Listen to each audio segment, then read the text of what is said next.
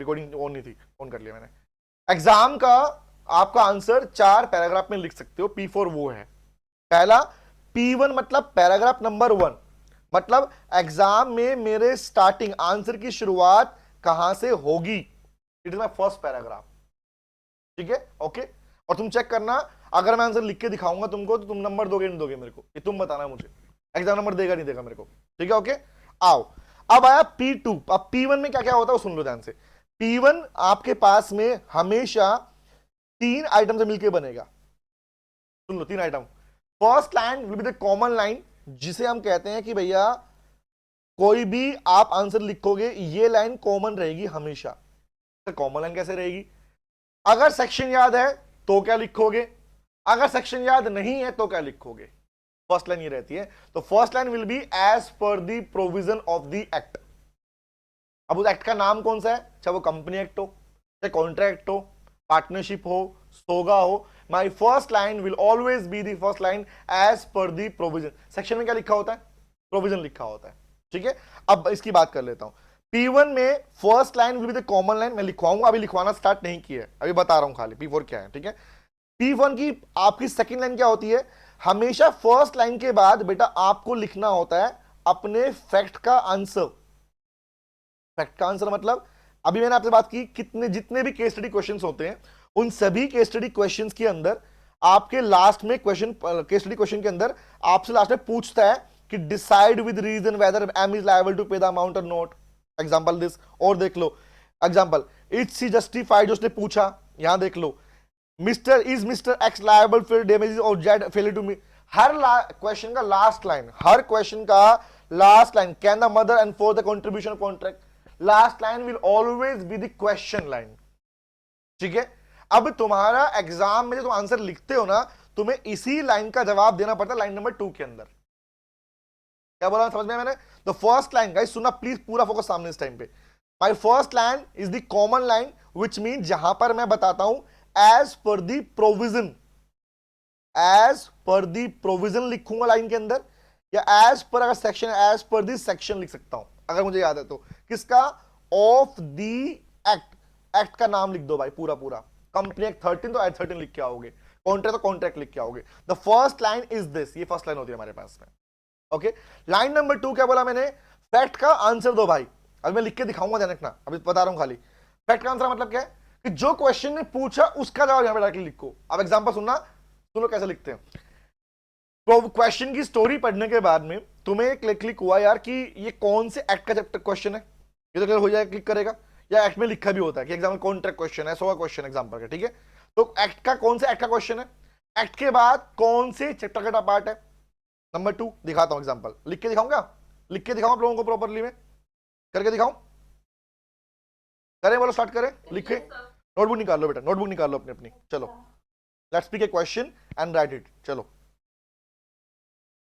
मैं लिख रहा हूं आंसर, और जो अभी लिखना सिखाऊंगा ये सेम पैटर्न तुम सभी क्वेश्चंस में अप्लाई कर सकते हो। अप्लाई है, अलाउड हो जाएगा। ठीक है, ओके आता हूं। तो आंसर की शुरुआत करते हैं, पहले क्वेश्चन पढ़ते हैं भाई लोग। चलो आ जाओ, दिखाता हूं क्वेश्चन पढ़ना। लेट्स सपोज मैंने क्वेश्चन पिक किया, क्वेश्चन नंबर 11 जो एग्जाम में आया हुआ है पहले। ठीक है, एग्जाम में क्वेश्चन आया हुआ था। अब सुनो कैसे पढ़ना है, पढ़ते सारी रीडिंग करते हैं। तो क्वेश्चन भाई लोगों देख लो क्या कर रहा है, स्टोरी पार्ट पढ़ रहा हूं पहले, हमेशा स्टोरी मिलेगी स्टार्टिंग में। ओके, ये स्टोरी का पार्ट है। सुनो क्या कह रहा है, रीडिंग करा मेरे साथ में। कह रहा है X transferred his house to his daughter M. X ने क्या किया, अब देखो कैसे करना होता है। एक्स ने क्या किया, अपनी डॉटर एम को अपना हाउस ट्रांसफर किया। हाउस ट्रांसफर का मतलब होता है हाउस उसके नाम पे करना। ठीक है, आगे बढ़ता हूं।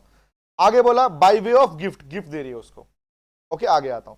The gift deed executed by X, gift deed X ने एग्जीक्यूट किया, उसने बनवाई। आगे पढ़ना। कंटेन्ड डायरेक्शन, स्टोरी जैसे पढ़ते हो कहानी वैसे पढ़ो भाई। उसमें लिखा हुआ था दैट एम शेल पे सम of rupees 5000 per month to N. M जो है, एक्स ने क्या बोला कि एम हमें हर महीने पर मंथ एक 5000 की अमाउंट एन को देगी। मतलब देखो ऊपर लिख रहा हूं मैं, एक्स ने ट्रांसफर किया एम को, किस लिए? कंडीशन डाल दी भाई। कंडीशन क्या है? कंडीशन है कि वो एम जो है वो एन को 5000 रुपए देगा। सर क्या ये हमें करना है? यस आपको करना है। You can use the pencil guys, story को शॉर्ट में लिखना प्रैक्टिस के लिए, ठीक है। ओके, आगे आता हूं, आगे पढ़ो। कह रहा भैया कौन एन कौन है, सिस्टर है जिसने डीड को एग्जीक्यूट किया, मतलब एक्स की सिस्टर है। आगे आता हूं, कॉन्सिक्वेंटली, अभी कहानी चल रही है, सुनते रहना कहानी। Consequently M executed an instrument in favour of N, ये बात मानकर जो एम था, एम कौन था, एम थी बेटी, एक्स की बेटी थी, ठीक है, समझ आ रहा है, एक्स की बेटी थी। उसने क्या किया, उसने एन के नाम पर ये चीज अग्री कर ली कि ठीक है भैया मैं तुझे 5,000 रुपए दूंगी। यहां तक क्लियर हो गया, कहानी पढ़ रहे हो ना खाली, क्लियर हो गया। आगे पढ़ते कहानी को, कहानी चल रही है, चलते रहने दो।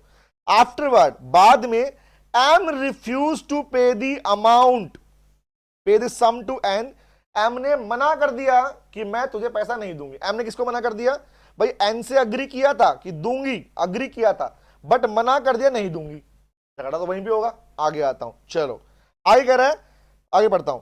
saying that she is not liable to N because no consideration had moved from her। Guys मुझे एक बात बताओ, इस वाले पार्ट से लेके इस वाले पार्ट तक जो ये स्टोरी पार्ट है इस क्वेश्चन का, तुम्हें इस कहानी को पढ़ के क्या समझ में आया? कौन से, मैं 3 बातें पूछूंगा, 3 बातें, और आज के बाद 3 में तुम भी अपने आप से पूछोगे हमेशा क्वेश्चन करते टाइम पे। मेरा पहली बात, इस क्वेश्चन के एक्ट का नाम बताओ, एक्ट। अग्री नहीं, ऐसे में act, one by step, act का नाम क्या है, इंडियन कॉन्ट्रैक्ट, ठीक है। सी फॉर चैप्टर, चैप्टर कौन सा है भाई, कंसिडरेशन, अग्रीड।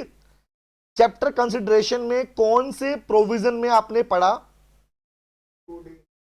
2D मतलब नहीं, वो डेफिनेशन है बेटा। ये लाइन कहां पढ़ी तुमने कि पैसा देना पड़ेगा, 3 पार्टीज कहां पर थी, दैट मीन्स आपने पढ़ा, कहां पढ़ा, आपने पढ़ा रूल्स ऑफ कंसिडरेशन में, हाँ या ना, याद आया? तो बेटा एक तुम्हारी चेन, एक टाइप तुम्हारी और बन गई, जो मैं पढ़ाता हूं, क्या, ACP। ACP is a pattern to find out the correct answer of the question. Always practice this। जब तुम कोई क्वेश्चन पढ़ते हो, first recognise the act name, second recognise करो चैप्टर का नाम। इतना बड़ा लो है भाई, वरना घूम जाओगे कौन से प्रोविजन में क्या पढ़ के आए थे। किलोमीटर लग भी रहा हो इस चीज का अभी भी, कि सडनली एग्जाम में क्वेश्चन है क्या करके आओगे, तो यू कैन चेक एक्ट का नाम। हाँ बोल बोल बोल।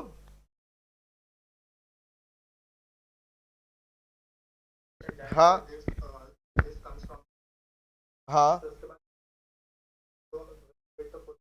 सेक्शन मेंशन नहीं किया, क्या बोल रहा, सेक्शन नहीं लिखा है, प्रोविजन नहीं लिखा, फर्क है दोनों में।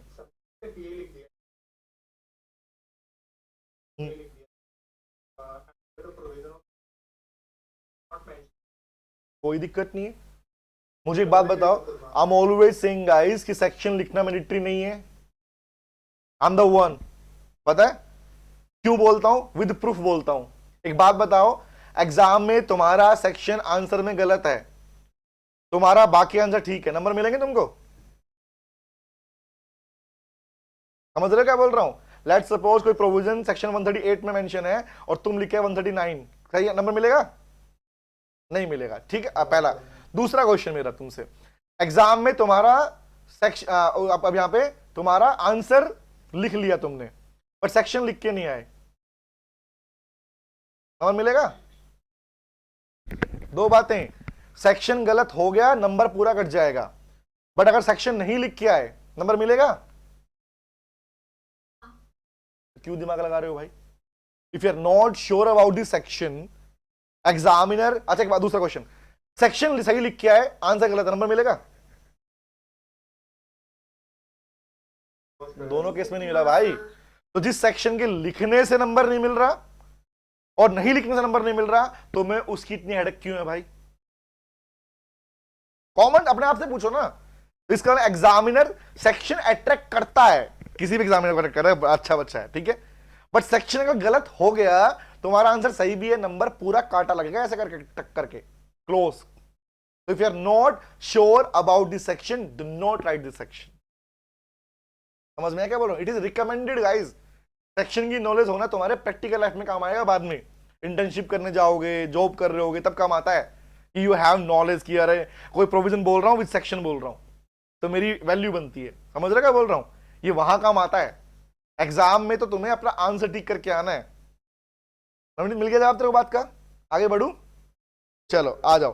तो गाइस ये क्वेश्चन मैंने रीड किया, अब सुन लो, ये है टेक्निक नंबर 2। मतलब जिस मीन्स दैट कि आपको किसी भी क्वेश्चन के अंदर अगर उसका एक्यूरेट प्रोविजन तक पहुंचना है तो ये घर का एड्रेस है तुम्हारा क्वेश्चन का।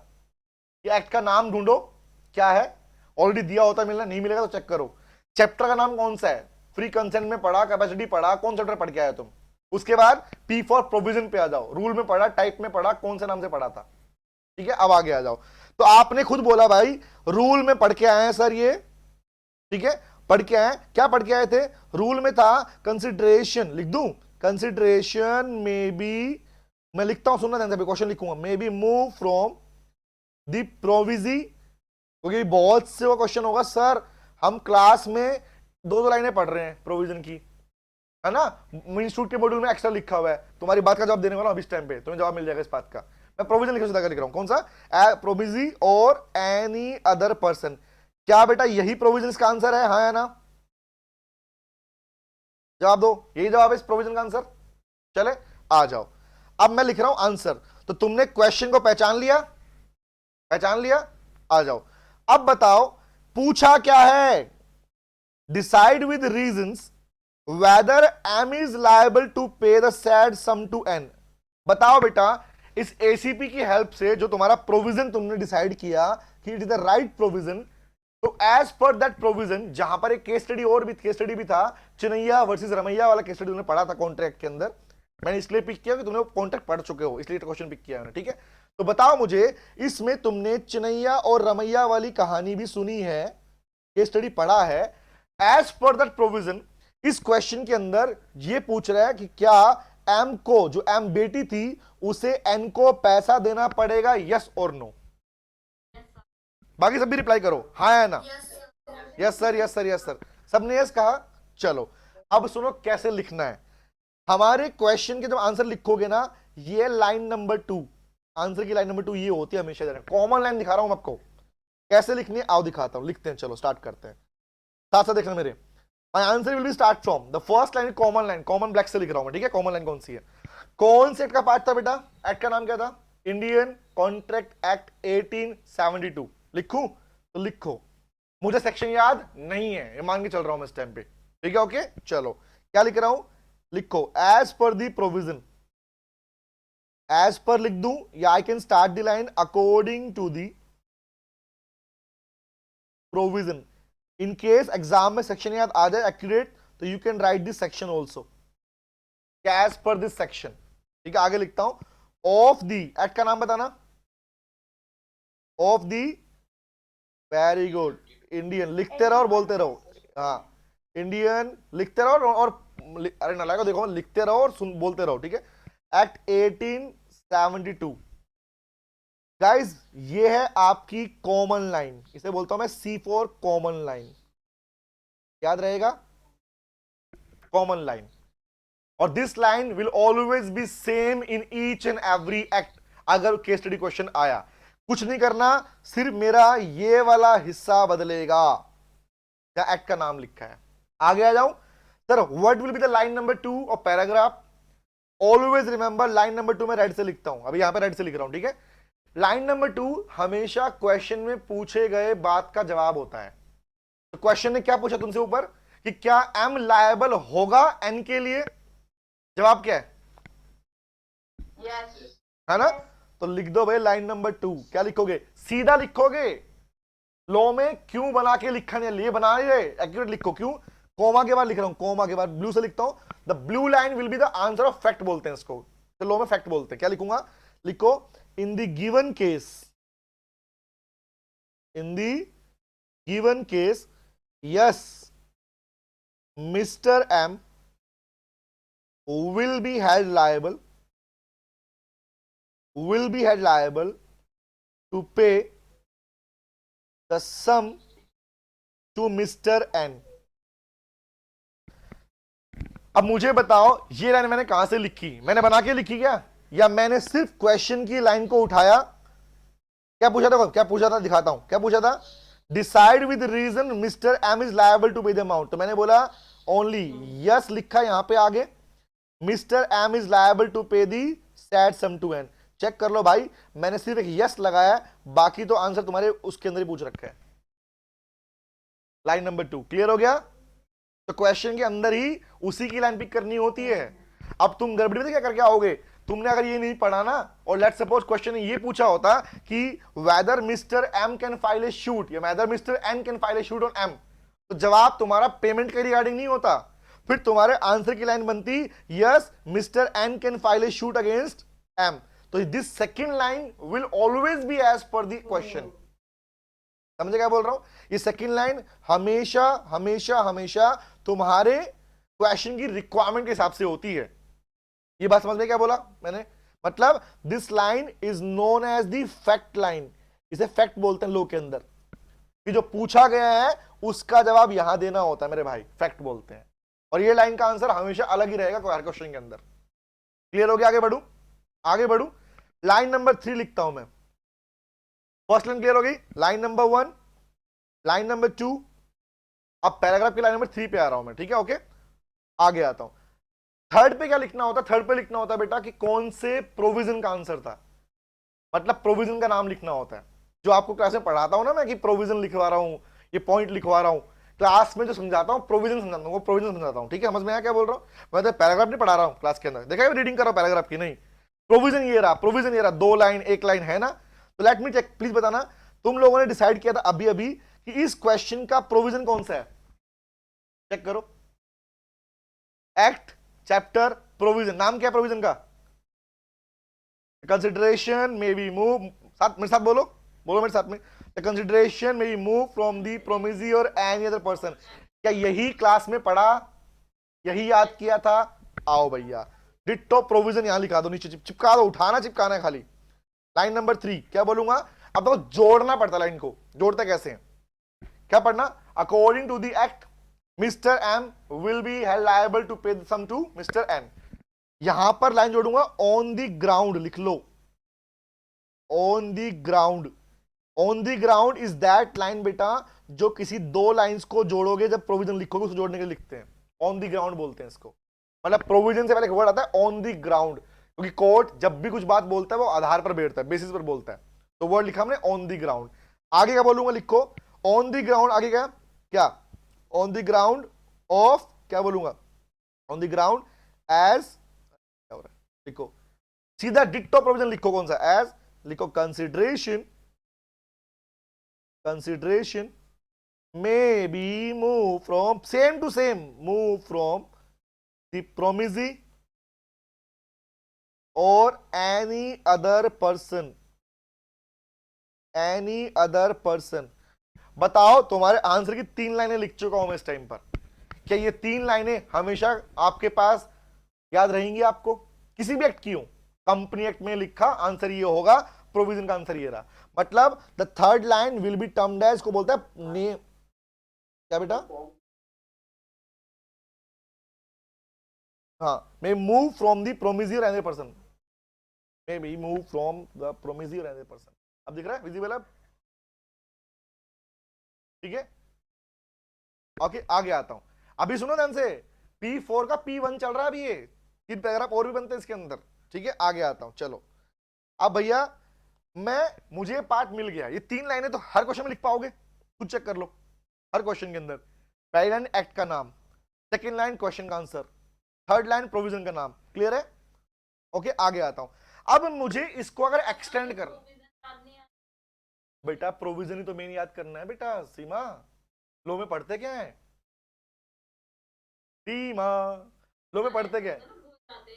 तो भूलने, है ना, भूलती है ना, तो भूलने का तरीका तो बताया मैंने ये वाला, कि तुम क्वेश्चन पढ़ लो ना पहले ही, कि क्या तुम एक्ट का नाम, चैप्टर का नाम और प्रोविजन रिकॉग्नाइज कर पा रहे हो, नहीं कर पा रहे हो। अगर ये नहीं कर पा रहे हो तो बेटा इसी को बोलते हैं तैयारी कर रहे हो तुम लोग, कम है तैयारी। Seema, if you want to know ना कि मेरी तैयारी कैसी हो रही है, check this.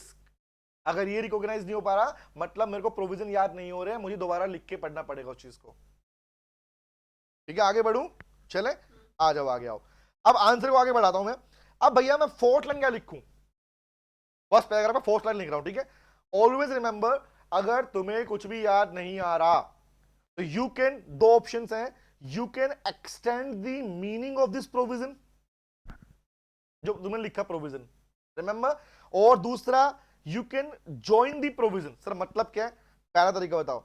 As per this provision, क्या पढ़ेगा प्रोविजन के बारे में, कंसिडरेशन मूव कर सकता है प्रोमिजी या किसी भी थर्ड पर्सन की साइड से। इसका मतलब क्या हुआ, लिख लो, लिख लो, लाइन नंबर 4 लिख रहा हूं, लिखो, लिखो विच मीन्स, नेट से लिखता हूं, मतलब you should define the provision here.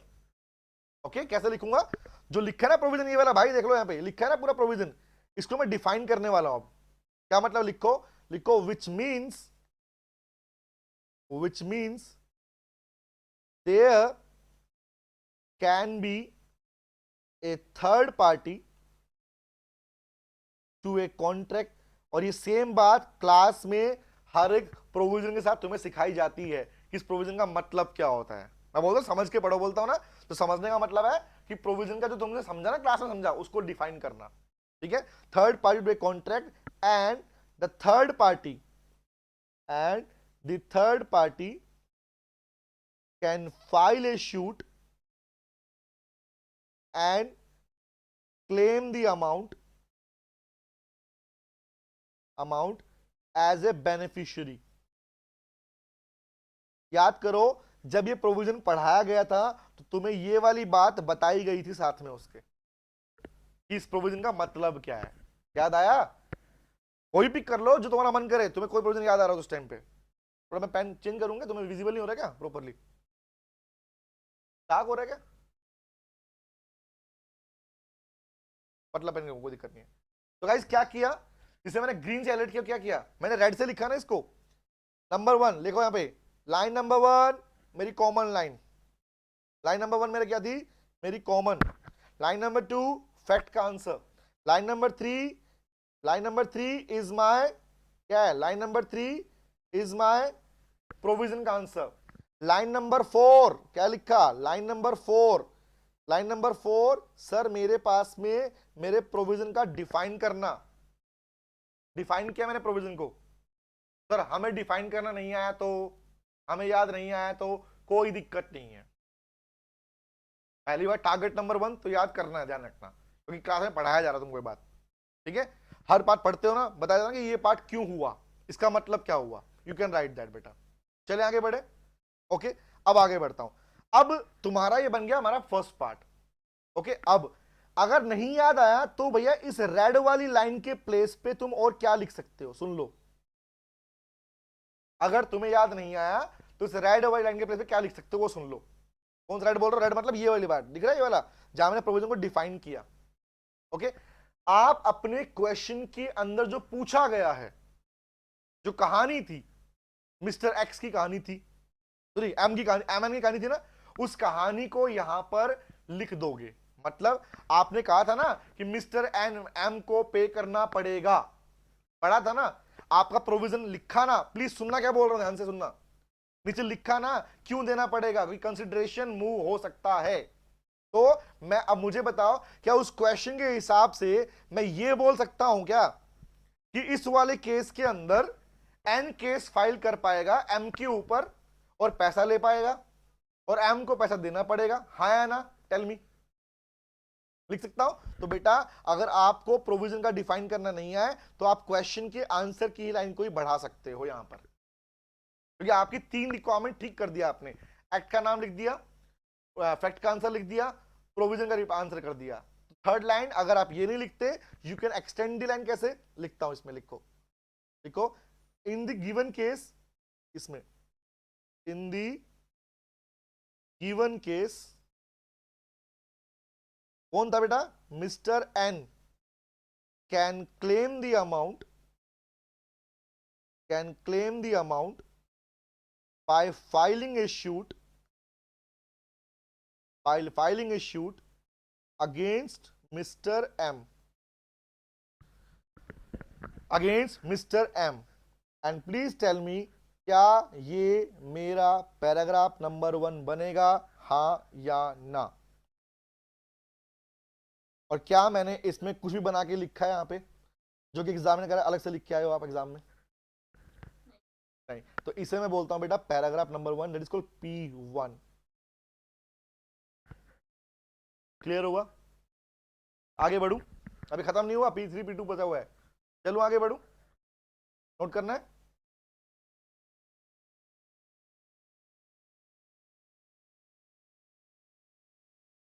संगा कह रहा है हर दिन रख दो सेशन।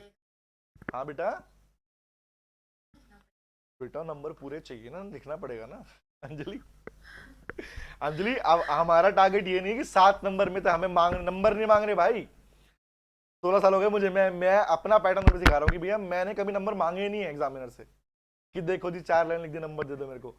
मैंने मजबूर किया है एग्जामिनर को हमेशा कि if you give the question 7 marks, 7 पूरे लेके जाऊंगा तेरे से। 7 नहीं 6.5 तो पक्का देगा तो काट काट के। तो मजबूर मार्क्स चाहिए ना बेटा, इसलिए कर रहे हैं हम। ठीक है आगे बढ़ू। ओके, अब आया पैराग्राफ नंबर 2 के ऊपर बेटा मैं, ठीक है इसी का एक पेज और लेता हूं मैं, सेम क्वेश्चन बात कर रहा हूं, ठीक है आ जाओ। अब P1 हो गया, P2 की बात करता हूं। अब जैसे ही आप फर्स्ट पैराग्राफ लिखोगे ना, can you please tell me guys कि सब पे लिख पाओगे ऐसा क्वेश्चन? कि जितने भी केसरी क्वेश्चन है सब पे लाइन बनेगी नहीं बनेगी? बनेगी। और ये बात अगर नहीं समझ प्रूव भी करूंगा बात को मैं, तुम जिस क्वेश्चन को उठाओगे उस पर अप्लाई कर देंगे इस पार्ट को हम। चलो आगे बढ़ू, आ जाओ। अब आते हैं P2 के ऊपर भाई, ठीक है नीचे लिख देता हूं मैं, आप तो नीचे उसके बाद लिख लो, डायरेक्टली लिख लो। मैंने बॉक्स ऐसे बना दिया, अब बॉक्स मत बनाना मत बनाना, मैं सिखाने के लिए बना रहा हूं बॉक्स डब्बे डुब्बे, ताकि याद रहे कि ये प्रोविजन फर्स्ट पैराग्राफ था, ठीक है। अब आया हम P2 के ऊपर बेटा। P2 क्या लिखोगे पता है? P2 बोलता हूं मैं एग्जाम्पल को, मतलब एक ऐसा पार्ट जो बना बनाया आपकी आंखों के सामने साक्षात रखा होगा और आप कहोगे अरे ये पता ही नहीं था हमको, तो लेट मी शो यू, दिखाता हूं। एग्जाम्पल लिखना होता बेटा, ठीक है। और जिनके मन में ख्याल है ना कि लो के अंदर आंसर की लेंथ को बढ़ाते कैसे हैं, तो उनको मेरी बात का जवाब है एग्जाम्पल जोड़कर। सुन रहे हो? क्या मुझे तुमसे पूछना है, क्या किसी भी लो के टीचर ने तुम्हें बात बोली हो या तुम्हें इंस्टीट्यूट ने बोली हो कि you can not right the example in question? कभी नहीं सुना होगा, नेवर एवर। क्यों? क्योंकि एग्जाम्पल कुछ भी हो सकता है। Example can be use in your own language. Example में लैंग्वेज की रिक्वायरमेंट भी नहीं है। सर कैसे बोल रहे हो? Let me prove it to you guys, समझ ध्यान से। P2 में अब एग्जाम्पल लिखने का तरीका सिखाऊं। माई पैटर्न लिखते रहो साथ में, पैटर्न है मेरा NSAR बोलता हूं इसको मैं। Very very easy. कैसे? अगर ये सोचते आए हो आज तक कि क्लास में सर ने ये एग्जाम्पल दिया था, मुझे वो याद नहीं आ रहा, मैं लिख ही नहीं सकता, भूल जाओ आज के बाद उस बात को। अगर तुम्हें क्लास का लिखा हुआ याद आ जाता है बेस्ट है, नहीं आता है बेटा हमारा क्वेश्चन खुद साक्षात हेल्प करेगा कि भैया मुझे इस्तेमाल करो और लिख लो आंसर। कैसे दिखाऊं? Let me show you to you. मैं एक और क्वेश्चन खाली कर रहा हूं, ठीक है।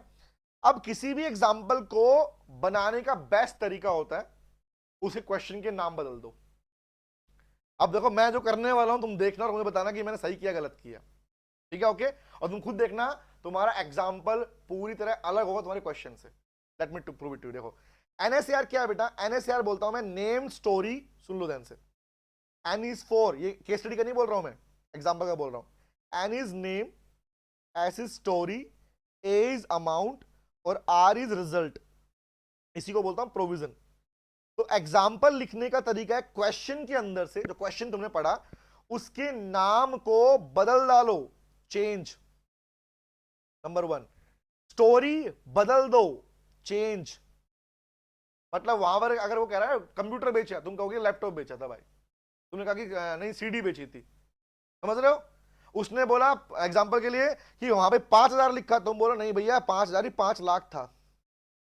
Amount change. मतलब एग्जांपल लिखने के लिए, अभी पहले सुन लो जो लिखवाऊंगा तब क्लैरिटी मिलेगी प्रॉपर तरीके से तुमको, ठीक है। अमाउंट भी चेंज कर सकते हो और रिजल्ट ये करना है सेम। मतलब दोबारा चेक कर लो, name change, story change, amount change और रिजल्ट सेम, मतलब प्रोविजन वही रहेगा। चलो अब दिखाता हूं लिख के तुमको, गाइस सामने होगा देखना, चेक करना। अभी मैं लिखने वाला हूं आपका ताजा ताजा कौन सा एग्जांपल, बॉक्स बना रहा हूं तुम्हारे सिखाने के लिए, तुम मत बनाना बॉक्स, ठीक है ओके। तुम सीधा पैराग्राफ लिखना। अब चेक करो और बताओ तुम्हारे क्वेश्चन में तुम्हें याद नहीं आ रहा एग्जांपल क्या लिख के आओगे इसके अंदर। तो आइए एक बार क्वेश्चन पे आओ और मेरे साथ में हेल्प करना मेरी ध्यान से। चेक करो इसमें जो पार्टीज के नाम, नेम चेंज बोला है मैंने, चेक करो नेम कहां कहां पर है, एक्स एम एन। क्या तुम्हारे दोस्तों के नाम तुम्हें याद है? फ्रेंड्स के, फैमिली के नाम याद है? ठीक है, मैं तुम लोगों के नाम यूज कर रहा हूं इस टाइम पे, ठीक है, यूज करूं? चलो ले भैया, जो नाम दिख रहा है मुझे, हर्षित, एम फोर, मैंने नाम बदल रहा हूं, नाम बदल, नाम चेंज, एम कौन लिखता हूं मैं, हर्षित लिख दिया मैंने। उसके बाद लिखा मैंने वाला एग्जांपल के लिए, और देखता हूं कृष्णा, ठीक है। यहां पर एन का नाम सिस्टर लिख रहा हूं, एग्जांपल ले, नवनीत, सुबीर है, अरिंदम। भाई तुम्हारा जो मन करे लिख दो ना, समझ रहे हो गाइस? नाम चेंज हो गया, फर्स्ट पार्ट क्लियर है? ओके, अगला काम क्या था? स्टोरी चेंज, है ना? चलो, if you are not in story you can write the same story also. यहां बोला उसने ट्रांसफर किया हाउस, ठीक है, you can use the word property. नहीं भैया प्रॉपर्टी थी, नहीं भैया कोई दुकान की, शॉप की थी भैया, नहीं नहीं, हमारा तो शोरूम था। चेंज दी स्टोरी, आइटम बदला, स्टोरी बदल गई भाई, चेक कर लो। पढ़ू ना क्या बोल रहा हूं? मैंने बोला देखो ध्यान से, हर्षित ने अपनी दुकान क्या की, डॉटर लिखे है ना, चेंज कर दो ना डॉटर को, ब्रदर लिख दो भाई, भाई अंकल दोस्त। तो क्या बोला, हर्षित ने अपना जो अपनी मॉल की शॉप थी वो किसके नाम पे, कृष्णा के नाम पर ट्रांसफर करी, कृष्णा को ये बोलते हुए कि तू नवनीत को कितने रुपए देगा। थर्ड पार्ट क्या था हमारा, अमाउंट, याद आया? NS, name change, story change. Story में आपने रिश्ता बदल दिया और आइटम बदल दिया, स्टोरी चेंज हो चुकी। आगे बढ़ू, अभी लिख के दिखाऊंगा तुमको ये बात, अभी सुन लो खाली। आगे थर्ड पार्ट क्या था, एनएसए, ए मतलब अमाउंट, कितना लिखा है इसने क्वेश्चन में, 5। मैं कह रहा हूं नहीं भैया ये 5 नहीं 10 लाख रुपए था। अमाउंट चेंज हो गई, आर इज कॉल्ड रिजल्ट, मतलब प्रोविजन को बोलता हूं मैं, प्रोविजन तो सेम रहेगा क्योंकि एग्जांपल हमेशा कंक्लूड करता है, क्वेश्चन नहीं पूछता एग्जांपल। एग्जांपल कहता है ये हुआ था, ये होगा, हो गया, बोलता है ना। चलो पहले 3 बातें लिखिए हम, ओके। क्वेश्चन बनाओ, एग्जाम बनाओ, लिखो क्या बनेगा एग्जांपल, टेल मी गाइस। क्या मैं बोलूं, पढ़ू इसको, पढ़ता हूं, मैं पढ़ता हूं, सुनना ध्यान से, क्या चेक करना कि सही बन रहा नहीं बन रहा। मैं लिखता हूं भैया, Harshit transferred a shop to his brother, to his friend mister Krishna by way of gift. The gift deed executed by Mr. Harshit, ex Harshit जनक ना, ठीक है, contained direction that Harshit shall pay amount of rupees 10 lakh per month या annually to Mr. Navneet। लिखा, आगे बढ़ू, चलो। कौन नवनीत, दोस्त था, भाई था, लिख दो आगे, नहीं लिखना मत लिखो, कोई दिक्कत नहीं है। तो फर्स्ट लाइन लिख दी, लिखे, आओ भी लिखते हैं, चलो। NSAR, तो माई एग्जाम्पल विल बी, लिखो क्या नाम था भैया, मैं थोड़ा नाम बदल देता हूँ, ठीक है। पर नाम क्या था बोलना, क्वेश्चन क्वेश्चन हुआ था बोला, हर्षित, तो लिखता हूं, लिखो Harshit, Harshit transferred a shop, किसको ट्रांसफर की थी, नाम क्या पहले हमने, Krishna, shop to Krishna to a gift, ठीक है। अब मैं नाम बदल रहा हूं, चेक करना, ठीक है। गिफ्ट, कैसे गिफ्ट दिया, कंडीशन क्या थी भाई, कि तू पैसे देगा उसको, है ना। किसको दिया, कृष्णा को दिया, है ना। तो कैसे, ऑन ए कंडीशन या gift did, I can use the word, अपने सेंटेंस बना सकते हो, अलाउड है, ये नहीं अलाउड नहीं, अलाउड है भैया। ऊपर कुछ लिखा है, नाम बदल रहा हूं मैं, ठीक है, तुम सेम लिख लो, कोई दिक्कत नहीं है। On a condition that mister Krishna, mister Krishna shall transfer या shall give an amount of rupees, कितना अमाउंट था बेटा, चेंज किया हमने, 10 लाख, टू किसको, मिस्टर, पैसे वाला पार्टी कौन बन रहा है, Navneet, mister Navneet, on annual basis, monthly लिखा, बेसिस में बदल दिया।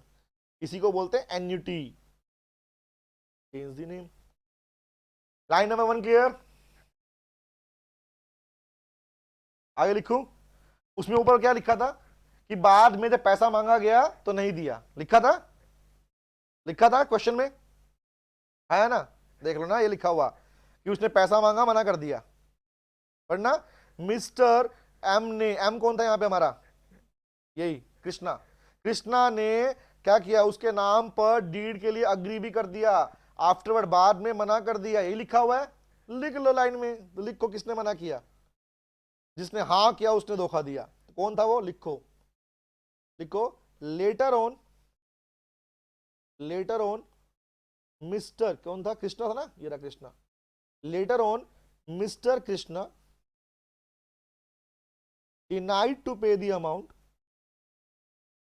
denied to pay the amount to Mr. किसको? नवनीत। उसने क्यों मना किया था? क्योंकि हमारा कंसिडरेशन नहीं है, लिखा हुआ ना ऊपर क्वेश्चन में, ठीक है? इसलिए Navneet, that there is no consideration on the ground, there is no consideration with mister Navneet. Guys check करना, यहां तक ठीक है? बना के लिख रहे हैं हम लोग, मुझे याद थोड़ी है, बना के लिख रहा हूं क्वेश्चन को। लिख लिया? क्या किया? NSA, नाम बदल दिया, कहानी सेम है, स्टोरी बदल दी, अमाउंट बदल दिया। अब मुझे बताओ एग्जाम्पल के एंड में क्या लिखना होता है? Result, R is result. Check करो, नहीं देखो ना, यहां से नेम बदल चुके हैं, स्टोरी बदल चुकी है, अमाउंट बदल चुकी है, क्वेश्चन पूरा हो गया। अब यहां पर आप क्वेश्चन को यूज नहीं करोगे, अब आप यूज क्या करोगे? प्रोविजन क्या कहता है? लास्ट में क्या लिखे हैं? बेटा, later on mister M, mister Krishna denied to pay the amount to mister Navneet on the ground that there is no consideration with mister Navneet. बोला नहीं, दैट के बाद देन ऐसा हो गया। देन देयर, अच्छा बेटा मेरे थोड़ा स्पीड में लिख रहा हूं बेटा, है ना? ठीक है, then there is no consideration between, हटाऊंगे साहब को, दोबारा लिखूं? समझ में आ गया? ठीक है। अब बताओ आर का मतलब, रिजल्ट का मतलब क्या है? अब एग्जाम्पल हमेशा कंक्लूसिव होता है, मतलब लास्ट में बताएगा क्या हुआ उसके अंदर। तुम बताओ इस कहानी के अंदर जो नई कहानी तुमने बना दी, नवनीत की, कृष्णा की और हर्षित की, इस कहानी के अंदर बेटा मुझे ये बात का रिप्लाई कर दो कि क्या यहां पर ये जो मिस्टर नवनीत है ये पैसा ले पाएंगे क्या मिस्टर कृष्णा से? ले पाएंगे? सब अग्री करते हैं इस बात को, यस सर। है ना? तो लिख लो भैया, लिखो in the given case, given scenario, use word ना, केस, सिनेरियो। और ये वर्ड तुम्हें सीखेंगे तब जब तुम प्रैक्टिस करते रहोगे सारा मेरे साथ बैठ कर, ठीक है? गिवन सिनेरियो अभी बहुत सी सिखानी बाकी है, वर्ड कैसे जोड़ते हैं, कौन से कौन शब्द होते हैं लाइन में यूज करने, बढ़ाने यूज करते हैं, ठीक है? इन द गिवन सिनेरियो क्या लिखूंगा? मिस्टर नवनीत कैन, पैसा ले पाएगा, लिखूंगा can claim the amount, can claim the amount किससे बेटा? From mister Krishna, and can also file a suit against Mr. Krishna. क्यों? क्योंकि प्रोविजन कहता था, याद करो क्या था, कि थर्ड पार्टी केस फाइल कर सकती है, याद आया? कैसे? कृष्णा बाय फाइलिंग ए शूट। यहां चाहो तो खत्म कर दो, चाहो तो बढ़ा भी सकते हो भाई इसको। तो लो भैया, ये मेरा हो गया एग्जाम्पल का लाइन, पैराग्राफ नंबर 2। बताओ, एक बार चेक करना क्वेश्चन और इसको, क्या ये सेम है? मैंने तो क्वेश्चन से उठा के लिखा है, टेल मी गाइस, क्या ये सेम है? खुद चेक कर लो, डिट्टो लगा तुमको सेम? क्या मैंने एम यूज किया, एन यूज किया, मैंने वहां पे लिखा था हाउस, मैंने हाउस यूज किया, वहां 5,000 था 10 लाख यूज किया? बताओ, इज इट सेम? नहीं है सेम। तो एग्जाम्पल वो जो क्वेश्चन से अलग हो हमने बना दिया। समझ में आया? P1 P2 क्लियर हुआ, है ना? तो भैया एक बार चेक करना, तुम्हारे P1 में तुमने कितनी लाइन लिखी? 1 2 3 4 5 6 7, and even we can extend the line 2 also. चले? 6 लाइन 7 लाइन, 6 लाइन पकड़ो, 6 लाइन 6 लाइन, लाइन काउंट करो, 1 2 3 4 5 6 7। देयर आर 13 लाइंस जो तुम 2 पैराग्राफ में लिख चुके हो, जिसमें तुम्हें सिर्फ और सिर्फ तुम्हें एक ही चीज याद थी, वो था सिर्फ तुम्हारा प्रोविजन। तुम्हें सिर्फ ये याद था, याद कर लो कौन सा, ये दिख रहा है, तुम्हें ये याद था, खाली प्रोविजन याद था, एक लाइन सिंगल वाली कि कंसिडरेशन मूव हो सकता है। तुमने 13 लाइन तो लिख दी भाई, अभी और बाकी है। If you want to extend the answer, आगे बढ़ू? तालिब समझ में आया? तालिब समझ में आया? तालिब, हाँ मिंटू क्लियर हुआ बेटा? आगे बढ़ू, आगे आ जाओ। तो P1 हो गया। P1 किससे मिलके बना, याद रखना, P1 मिलके बना किससे? P1 बना हमारी 3 चीजों से मिलके। फर्स्ट क्या था? द फर्स्ट इज एक्ट का नाम वाली लाइन, एक्ट की लाइन। लाइन नंबर 2 फैक्ट का आंसर जो पूछा क्वेश्चन ने। लाइन नंबर 3 मेरा प्रोविजन, याद आया? और फोर्थ लिख दो प्रोविजन का डिस्क्रिप्शन, प्रोविजन को डिस्क्राइब किया मैंने यहां पे। ठीक है भैया, आगे बढ़ू, चले आगे आ जाओ। यहां का किया NSAR चेंज हो गया, नेम स्टोरी प्रिंटिव को और रिजल्ट को चेंज कर दिया मैंने। ठीक है, आगे बढ़ू। रिजल्ट था लास्ट में कि ये हुआ होगा, यही होगा और क्या होगा। क्लियर है भैया? ये रिजल्ट रहा, आर इज रिजल्ट। अब आता हूं P3 के ऊपर, P3 पे आऊंगा। ठीक है, ओके चलो, ओके तुम नोटिस करना, तुम अपना पैराग्राफ साथ लिखना। जो मैं लिख रहा हूं ये तुम्हारा पैराग्राफ्स है, paragraph number 1, paragraph number 2, P2 मतलब पैराग्राफ नंबर 2। अब आऊं P3 के ऊपर, चलो भैया। और सुन लो, जब तुम्हें आगे मैं क्वेश्चन प्रैक्टिस कराऊंगा ना, केस स्टडीज वाली जो कराऊंगा, ठीक है, तो मैं इसी क्वेश्चन को बदलता रहूंगा तुम्हारे सामने। मतलब मैं कहूंगा ये लाइन हटाओ चिपकाओ, हटाओ चिपकाओ, हटाओ चिपकाओ, और तुम्हारे सारे आंसर बनते चल जाएंगे हैंड टू हैंड। आगे बढ़ो भैया, क्लियर है यहां तक? कुछ पूछना किसी ने? कुछ पूछना किसी ने? चलो अब आता है P3 के ऊपर। गाइस P3 क्या है? P3 को मैंने नाम दिया, टाइम हो गया हमारा काफी, 1.5 घंटा हो गया हमको, फिर कहोगे 12 बजे फिर से याद हमारे। देखो सुनो, बता देता हूँ, सुन लो खाली। P3 को बोलता हूं मैं थर्ड हेडिंग। देखो एक बार क्या सुन लो, मैं एग्जाम में ना, मेरे क्वेश्चन पेपर के अंदर मैं हमेशा हेडिंग लिख के आता था हमेशा। जैसे मैंने फर्स्ट पैराग्राफ लिख दिया, तो सेकंड की हेडिंग बनाया करता ना एग्जाम्पल, और ऐसे लिखता था एग्जाम्पल, अलग से नीचे अंडर लगाया, डंडा लगाया एग्जाम्पल, ये करके फिर स्टार्ट कर, नीचे स्टार्ट करता ताकि बच्चे एग्जाम को दिखे कि मैंने अलग से कुछ काम किया। ठीक है, तुम भी ये काम किया करो, use headings and underline that heading. चलो आगे बढ़े। अब आया P3। P3 कब यूज करना और कब नहीं करना ये भी सुन लो। सुन रहे हो? अगर तुम्हें किसी क्वेश्चन में केस स्टडी याद है या तुमने पढ़ी है तो P3 यूज करना, वरना मत करना भाई। मतलब याद करो, जब हम इस क्वेश्चन को पहचान रहे थे तब हमें यह भी याद आया कि ये क्वेश्चन नंबर 11, इसमें एक प्रोविजन के साथ में केस स्टडी थी, चिनैया वर्सेस रमैया। याद आया? ठीक है, अगर याद आ जाती है दी बेस्ट है, नहीं याद आती छोड़ दो P3 को। तो ऑलरेडी हमारे 7 नंबर का काम तो बन रहा है, वैसे तैयार हो रहा है। आगे बढ़ू, चलो। तो मुझे भैया याद है, ठीक है, किसी केस स्टडी को, तो P3 को मैंने नाम दिया है कि अगर याद है तो एग्जाम में क्वेश्चन में P3 लिख के आओगे। ठीक है, कैसे लिख के आओगे? P3 के हेडिंग बनाओगे, लिखोगे रेफरेंस केस स्टडी या रिलेटेड केस लो या केस स्टडी। तुम इसको अंडरलाइन कर लो, मैं इसे बॉक्स में डाल रहा हूं अभी के लिए ताकि तुम्हें क्लैरिटी हाईलाइट हो जाए। तो ये बन गया P3। P3 तो तुम ये P3 तो मैंने तुम्हें क्लास में भी सिखाया पहले, तुमने क्लास अगर देख ली होगी, तुम देख रहे होगे। P3 मतलब केस लॉज लिखने का तरीका। एग्जाम्पल तरीका क्या था? NSAR। केस लॉ लिखने का तरीका क्या सिखाया मैंने आपको? मैंने बताया, वेरी गुड, NSPC। हर एक केस स्टडी 4 पार्ट में डिवाइड होता है, N name story plaintiff and court judgement. NSAR sorry NSPC। ठीक है, तो if I makes the box, जिन्होंने क्लास नहीं देखी वो ध्यान रखना, आप जब देखोगे तो मैंने क्लास में भी केस स्टडी लिखना सिखाया है। ठीक है, लेट्स सपोज दिस, अगर ये NSPC है तो क्या होता है चेक करो। इस प्रोविजन में क्या तुम्हें केस का नाम याद है?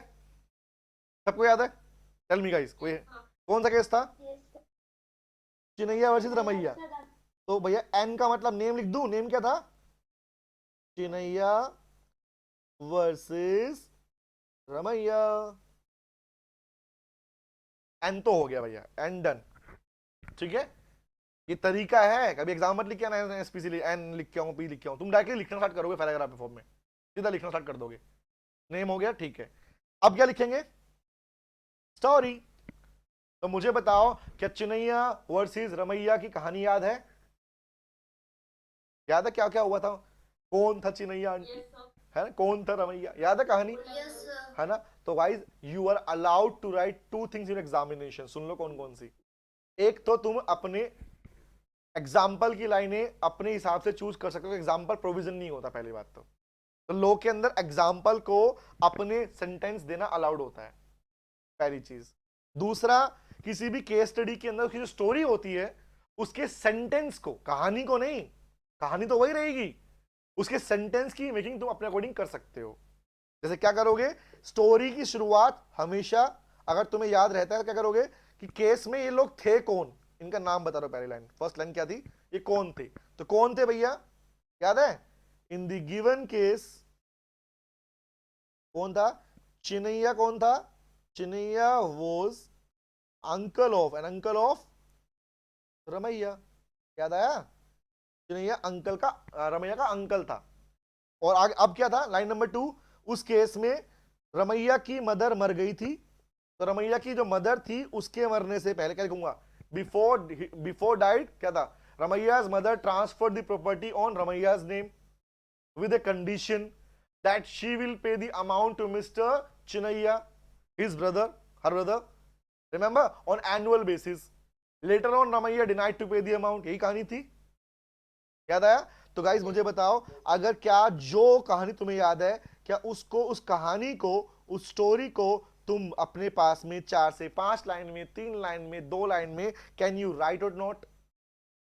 तो you are allowed in own sentences. ये मैंने क्लास में कवर करवाया कैसे लिखना है, तो वो पैटर्न आपको समझ में वैसे भी आ जाएगा। एनएसएस तो हो गया, ठीक है। तो अगर मैं मिनिमम भी बोलता हूं तो मिनिमम भैया मेरी 5 लाइंस तो यहां पर बनती हैं, सिर्फ और सिर्फ किसकी? स्टोरी के नाम की। मिनिमम बोल रहा हूं, कुछ केस तो बहुत बड़ा है, अभी पढ़ाया ना पीछे कुछ केस आपको मैंने, कौन सा पढ़ाया था? कौन सा केस था? मुझे नाम याद, क्लास में कराया था मैंने, सैलोमन वैसे सैलोमन कंपनी एक्ट के अंदर। तो वहां तो एक बहुत लंबी कहानी बनी थी हमारी, नहीं पढ़ा हो पढ़ लेना। सलोमन वाला केस में क्या था, रिमेंबर, कंपनी बनाई, बेच दिया बिजनेस। तो जैसे तुम कहानी पढ़ते हो, एक बार सोच करो कैसे लिखते हैं। जैसे कहानी शुरुआत होती, हर कहानी एक कॉमन पैटर्न होता है, कहानी में चेन होती है भाई, कि पहले क्या हुआ, फिर क्या हुआ, फिर क्या हुआ, ऐसे पढ़ते हैं कहानी। तो सेम तरीका तुम्हारा लिखने का भी हो सकता है यहाँ पर, कि लाइन नंबर 1 ये कहानी थी, इसमें पहले सोल प्रोप्राइटर था, उस किसी का सलोन की बात कर रहा हूँ। इसमें क्या था? चिनैया और रमैया कौन थे, फर्स्ट लाइन। रमैया की मदर ने प्रॉपर्टी ट्रांसफर की, लाइन नंबर 2, ठीक है। मरने से पहले क्या किया? अग्री किया कि पैसा पेमेंट ट्रांसफर करेगी, लाइन नंबर 3। बाद में रमैया ने मना कर दिया चिनैया को पेमेंट देने से, लाइन नंबर 4। चिनैया ने केस फाइल कर दिया, लाइन नंबर 5। याद आया? तो अब एनएस तो हो गया, नेम भी हो गया, ये रहा नेम। ऐसी स्टोरी लिख लोगे या लिख के दिखाऊं? बताओ, लिख के दिखाऊं? लो भैया लो, लो बेटा लिख रहा हूं ले। आओ भैया, जो कहानी तुम्हें याद है, लंबी चौड़ी छोटी, उसी को बना के लिखता हूं मैं, ठीक है? ओके, और चेक करना इट इज करेक्ट, करेक्ट गलत नहीं होने वाली। लिखो। तो एन तो हो गया, अब लिखता हूं मैं एस का पार्ट, नोट करना बेटा। लिखो, in the, in this given case, या इन दिस केस, लिख दो बेटा, थोड़ा पेन छोटा कर लू। Chinnaiah was uncle of Ramaiah, uncle of Ramaiah, and mother of Ramaiah, short में लिखो सीधा, कोई दिक्कत नहीं है, mother of Ramaiah. Do not think about sentence making, is M R सही लगेगा नहीं लगेगा, डोंट वरी, लिखो भैया जैसे लिखना है, अलाउड है, ध्यान रखना। Mother of Ramaiah transferred a certain property, a certain property on the name of, on the name of Ramaiya before her death, अपने मरने से पहले। ये किया था उसने काम, याद हो गया कहानी? तो आगे बढ़ता हूं। बाद में क्या हुआ, but also made an agreement that missus Ramaiah will pay, वो पे करेगी a fix annual amount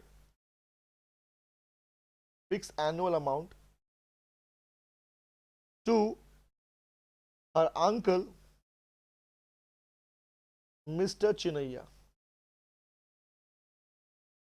and her mother, कहानी लिख रहा हूं भाई, तुम भी लिखते रहो ऐसे करें, her mother also inform the same या communicate the same, inform the same to mister Chinnaiah. आगे लिखो, लाइन चेंज, अब तो कहानी लिख दो ना, पैराग्राफ चेंज कर दो। Later on, after the expiry of 1 year, एक साल बाद ही आएगा ना वो, after the expiry of 1 year Chinnaiah came to Ramaiah, और रमैया के पास आया, came to Ramaiah and ask for the annuity amount agreed, जो अग्रीड हुई थी, ठीक है। आगे लिखो, अग्रीड, बट अब क्या हुआ था, Ramaiah denied, but Ramaiah denied to pay the amount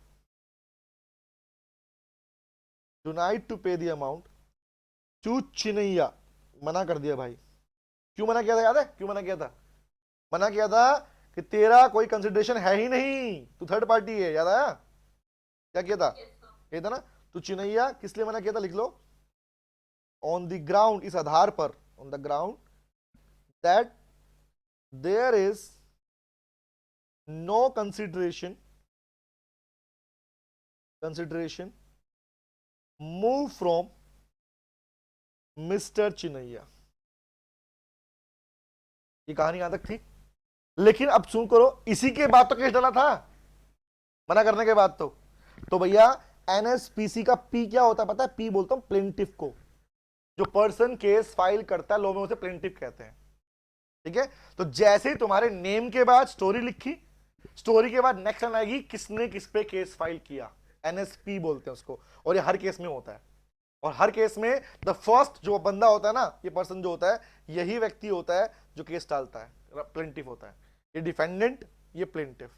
तो लिखो नेक्स्ट लाइन, लिखो नेक्स्ट लाइन क्या बनेगी, लिखो,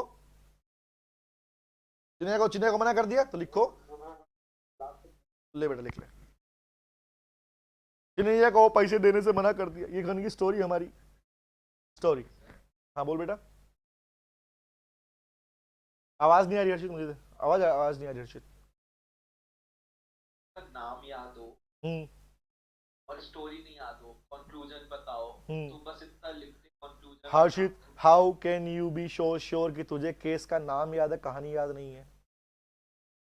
मतलब जैसे सैलमन ठीक है, अमाउंट तो छोड़ दो, अमाउंट की बात मत करो। अगर अमाउंट याद नहीं आ रहा ना, तेरे को पता है केस का एक्चुअल अमाउंट कितना था? बुक में लिखा हुआ है 39,000 पाउंड, किसी बुक में लिखा हुआ है 34,000 पाउंड, किसी बुक में लिखा है 37,000 pound, but the exact amount वो 38,732, 38,732 रुपए, 32 पाउंड। बट किसी बुक में तुम्हें लिखा नहीं मिलेगा ये। इसका क्या प्रूव हुआ कि जब इंस्टीट्यूट कह रहा है अमाउंट को आप स्किप कर सकते हो, you can change the amount, it's allowed. जो मैंने बोला वो रियल केस था, ठीक है, बट मैंने भी क्या बोला, मैंने लिखवाया 39,000 पाउंड, अलाउड है, ठीक है। और बोल, हाँ बेटा बोल अंजलि, एक सेकंड बेटा। हर्षित और सुन लो, अगर याद ना आए amount, you can skip the amount, लिख दो फिक्स अमाउंट, सर्टेन अमाउंट। हाँ बोल बेटा, अंजलि बोल बेटा। लाइन वाला समझा दीजिए ना लेटर ऑन। अच्छा बेटा देख समझा रहा हूं, अभी लिखवा रहा हूं, लिखवाया नहीं मैंने। एन लिख लिया अंजलि, नेम तो हो गया, स्टोरी हो गई, ये स्टोरी पूरी स्टोरी है, ये प्लेंटिफ है। अब जिसको स्टोरी, अब ये स्टोरी था, अब लिख रहा हूं प्लेंटिफ का नाम, लिखू प्लेंटिफ। स्पीकर की बैटरी बोल रही है मैं जा रही हूं, तो लिखो, लिखो अब क्या हुआ, केस डाला, केस फाइल किया था ना उसने, तो लिखो इसी का आगे लिखते हैं। अब हुआ बाद में, लेटर ऑन मिस्टर चिनैया ने केस फाइल किया था। चिनैया फाइल्ड ए शूट अगेंस्ट कौन, मिसेस रमैया। अरे भाई सुन गया, बैटरी लो, ठीक है। स्पीकर 2 है बट ये कनेक्ट नहीं हो पाया मुझसे, मैंने इसको लगाया, छोटे वाला लगा लिया, ठीक है। ओके गाइस, बाद में चिनैया ने केस फाइल कर दिया। अब तुम खुद चेक करो, क्या हर केस में, केस लॉ में केस फाइल होता है? और एक तो पहली बार भैया, तो अपने कैमरा ऑन करो ना, लाइक ऑन कर लो, क्या दिक्कत है बताओ। हाँ, तो थोड़ा मोटिवेशन आता है मेरे को। हाँ ओके, बंद करके बैठ गए, बोलते रहो, हम तो सुन रहे हैं, कोई दिक्कत नहीं है। तुम्हें तुम्हें फील आएगा, मैं देख रहा हूँ तुम एक्टिव रहोगे तुम लोग भी। गाइस, बाद में चिनैया ने केस फाइल किया रमैया पर, तो खुद चेक करो, हमेशा एक पार्टी केस फाइल करने वाली होती है, दूसरे पे केस डाला जाता है, तो लाइन तो कॉमन ही हो गई। Who filed shoot against him, याद आया? Carlill file suit against company, याद आया? सब में Salomon file suit against Salomon company limited, line is common, correct है। तो एनएसपी का पी तक तो हो गया। भाई सुन गया, एक मिनट रुकोगे बेटा, तो शांत कर दूं पहले, गुस्सा हो रहा है मेरे पे, battery low, battery low. Okay अब नहीं बोलेगा, ठीक है, ये क्लियर है, आगे बढ़ू। एनएसपी हो गया, पी तक क्लियर, एनएसपी। अब पी के बाद क्या होता है भाई? पी के बाद C, C is called court judgement बोलता हूं इसको मैं। Name, story, plaintiff, C for लिख लो कोर्ट जजमेंट। हमेशा हर कहानी में केस डलने के बाद तुम्हें लिखना होता है कोर्ट ने क्या डिसाइड किया था। तो क्या तुम में से मुझे कोई बताएगा इस लाइन का नेक्स्ट लाइन क्या होगा, कि किस केस में कोर्ट ने क्या कहा था, या कोर्ट ने किसके फेवर में रिप्लाई किया था? Tell me guys.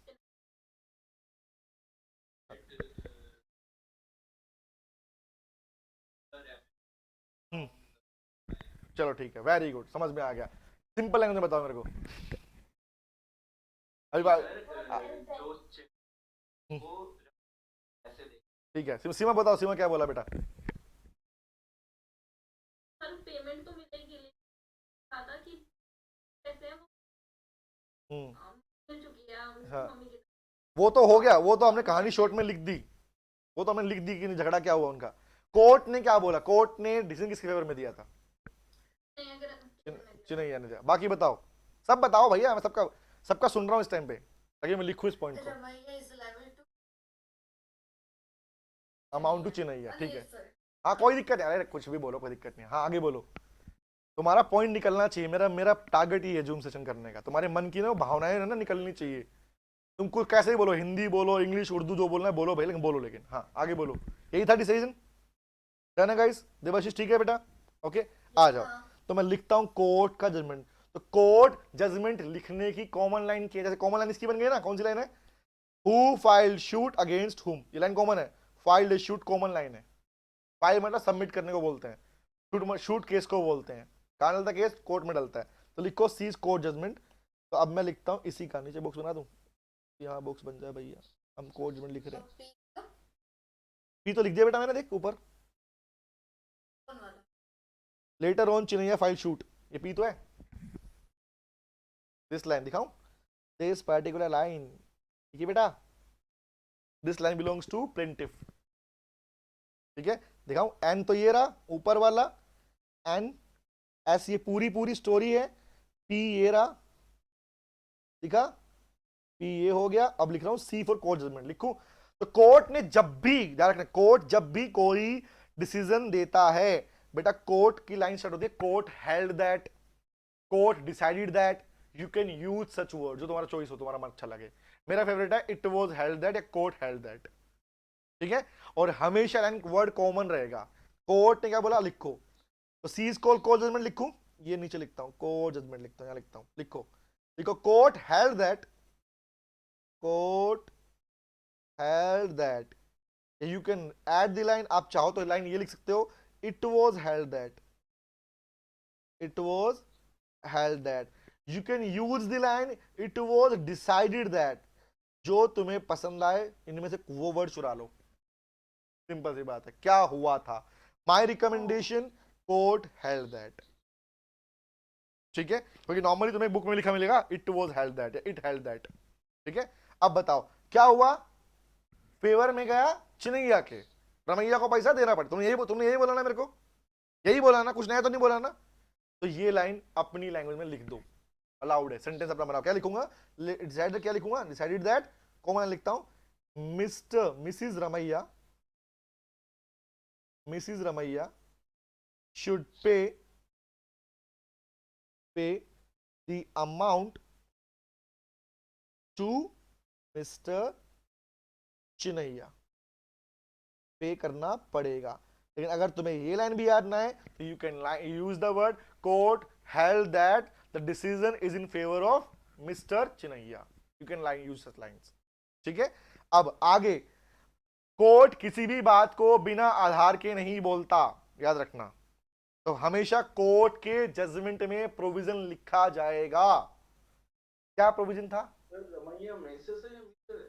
मिसिस है बेटा, लड़की थी बेटा, हाँ ठीक है, मिस लिख ले यार, ले बेटा, इतना फील मत जा तू, ले हम इसको मिस बना देंगे, miss, okay, miss Ramaiah should pay the amount to mister Chinnaiah. अब बता, कोर्ट ने कोई जजमेंट अगर दिया है, ऐसे दे दिया क्या, कोर्ट कहेगा ग्राउंड है, तो लिखो ऑन द ग्राउंड। और ध्यान रखना, जब भी कोर्ट जजमेंट लिखोगे बिना आधार के नहीं लिखोगे, ऑन द ग्राउंड वर्ड जुड़ेगा। याद करो, तुम्हारे क्वेश्चन में भी तुमने ऊपर लाइन जोड़ी थी ऑन द ग्राउंड, याद आया कि हर्षित ने पैसा देना पड़ा, याद आ गया। तो ऑन द ग्राउंड लिखा जाएगा, ग्राउंड आधार को बोलते हैं, आधार मतलब प्रोविजन का नाम लिखना होता है। तो क्या लिखूंगा, ऑन द ग्राउंड, प्रोविजन याद है किसी को, ये भूल गए, चलो चलो ऊपर चलो चलो चलो चलो चलो, क्या लिखा था, कंसिडरेशन में भी move from the promise other person, ये लिखा था। तो लो भैया उठाओ और चिपकाओ नीचे दोबारा से उस पॉइंट को, डिट्टो कॉपी, हाँ कॉपी कर रहे हैं हम लोग। लिखो ऑन द ग्राउंड दैट क्या ब्लू से लिखूं, कॉमन लाइन से लिखते हैं, दैट कंसिडरेशन में बी मूव फ्रॉम दी, बेसुरी आवाज में गा के लिख लो, मूव फ्रॉम दी प्रोमिजी और एनी अदर पर्सन। तो चाहो तो इसका को जजमेंट यहीं पे खत्म कर सकते हो, और चाहो तो इस लाइन को और भी आगे बढ़ा सकते हो कि hence Chinnaiah filed a suit and claim back his amount. समझ में आया क्या बोल रहा हूं? तो आप चाहो, हाँ बोल, 2 क्यों 4 पूछ। हाँ पहला क्वेश्चन लाइक पे हम पेपर लिखते हैं, क्वेश्चन होगा तो केस स्टडी बेसिस लास्ट में होता है। तो व्हाट इफ अगर हमारा पेपर छूट रहा है, तो आपने जो मुझे पता था नवनीत, मुझे पता था तो ये बात पूछेगा मेरे से। अब इस बात का जवाब मैं पहले देने वाला था कि तुम, अभी मैं नवनीत तुमसे ही पूछूंगा, देखने लास्ट में मैं पूछूंगा कि भाई 7 नंबर में मैंने कम से कम 4 पैराग्राफ बना दिए, ठीक है, क्या रिक्वायरमेंट थी? सेकंड क्वेश्चन तो सुनिए क्या आंसर। अच्छा बोल बोल बोल। तो थोड़ी देर पहले भी हर्षित से पूछा था ना, sometimes we remember the case law, the name of the case law, but उसका अंदर का कंटेंट पता होता है, but also we also remember that क्या है हुआ था। तो कैन वी राइट दैट कि केस का नाम लिखकर सीधा जजमेंट, यस लिख सकते हो, अलाउड अलाउड अलाउड। कभी-कभी होता है कि हमें एग्जैक्टली, मैं कह रहा हूं, मैं हर्षित की बात को पिक करता हूं नवनीत, मैं हर्षित की बात को पिक करता हूं। इवन हर्षित, अगर तुम्हें कुछ भी याद नहीं, सिर्फ केस का नाम याद है, तो you can use the word reference case study, नाम लिख दो, दैट्स इट, खत्म। समझ में आया? अगर तुम इस इकलौते को भी लिख के आ जाओगे, और क्योंकि तुम्हारे बाकी पार्ट ऑलरेडी इतना बड़ा हो चुका होगा, तो 7 नंबर तो वैसे ही पूरे हैं भाई। यहाँ पे हेडिंग क्या बनाई हमने, नाम देखना क्या है, या इसी को एक नाम बोल सकता हूं मैं, रेफरेंस केस स्टडी।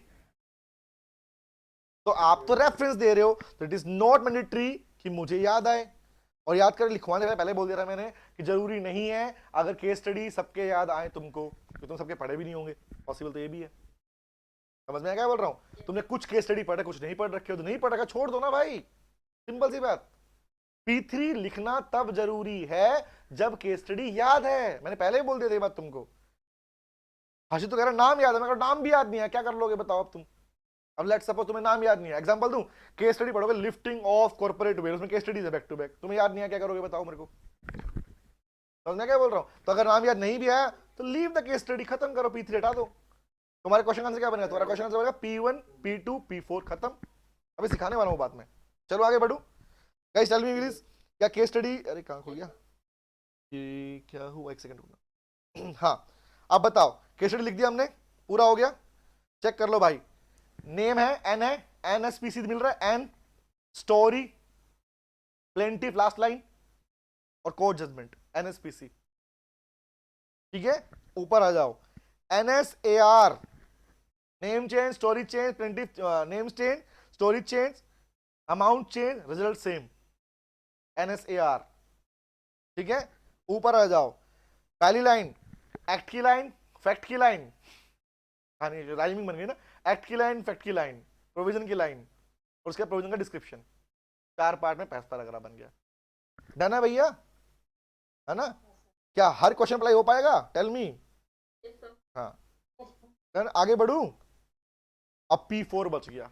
अब ये सुन लो, दोबारा लिख देता हूं, अगर ये याद नहीं आए तो छोड़ सकते हो। अगर मुझे केस लो याद नहीं आया तो मैं इसे छोड़ आऊंगा, तो मैं धोखा दूंगा, लिख दो, धोखा दूंगा, ध्यान रखना इसको। Sir, what about the P2 I'm always saying underneath it is recommended to write P2 guys, क्योंकि P2 is that part जिसमें एग्जामिनर तुम्हारे को जस्टली वो तुम्हें ना वो नहीं समझ पाया, तुम्हें ना क्या बोलते हैं उसको, पॉइंट में क्या बोलते हैं, तुम्हें ना वो जज नहीं कर पाएगा, जजमेंट नहीं आ पाएगा उसका, क्योंकि एग्जाम्पल तो कुछ भी हो सकता है भाई, एग्जाम्पल में नाम कुछ भी हो सकते हैं, समझ में आ रहा? एग्जाम्पल में अमाउंट भी कुछ भी हो सकती है, एग्जाम्पल में स्टोरी कुछ भी, जिसमें कुछ भी हो सकता है, how can examiner can cross that answer? सोचो बोनस है भाई, वो एग्जाम्पल हमेशा बोनस होता है। नवनीत मिला जवाब? सोच, जिस चीज के ऊपर कहीं फिक्स है क्या कि हम हमेशा एक्स एंड वाई नाम यूज करेंगे एग्जाम्पल में? पढ़ा है आपने ये बात? Tell me. अकाउंट में पढ़ाओ, टेक्स्ट में पढ़ाओ कि हमेशा हर एक क्वेश्चन में एक्स लिमिटेड होगा और वाई लिमिटेड होगा, ABC आ गए तो मार पिटाई हो जाएगी, नहीं ना? क्या पढ़ा तुमने, बताओ मुझे, टेल मी। मिला जवाब नवनीत? नवनीत बेटा मैं बिना फैक्ट के बात करूंगा ही नहीं क्लास में, टेंशन मत ले, समझ रहे? मैं वो बात बताऊंगा यहाँ पे क्लास में जो फैक्चुअल है और तुम खुद कहोगे हाँ। तूने पूछा एग्जाम्पल में कि क्वेश्चन में सेक्शन लिख के आए या ना लिख के आए, जवाब मिला? सेक्शन लिखने का नंबर नहीं मिलेगा अगर आंसर गलत है तो, सेक्शन गलत है आंसर कट जाएगा, तो क्यों लिखूं भाई? जिसकी वैल्यू नंबर की मार्क, जो मुझे मार्क्स नहीं दिला रहा वो क्या करेगा हमारे लिए? तो सेक्शन इज रिकमेंडेड कि तुम याद कर लो, तुम्हारे फ्यूचर में प्रैक्टिकल लाइफ में काम आएंगे सेक्शंस, वो फर्क पड़ता है ना, समझ रहे हो? कोर्ट जजमेंट, हाँ जजमेंट थोड़ा दिखा देंगे ले बेटा ले। हाँ, कोर्ट हेल्ड दैट, ये लाइन कॉमन है, तीनों मत लिख के आना, या तो ये लिखो या ये लिखो या ये लिखो, दो में से एक लिखोगे, तीनों में से एक लिखोगे, ठीक है?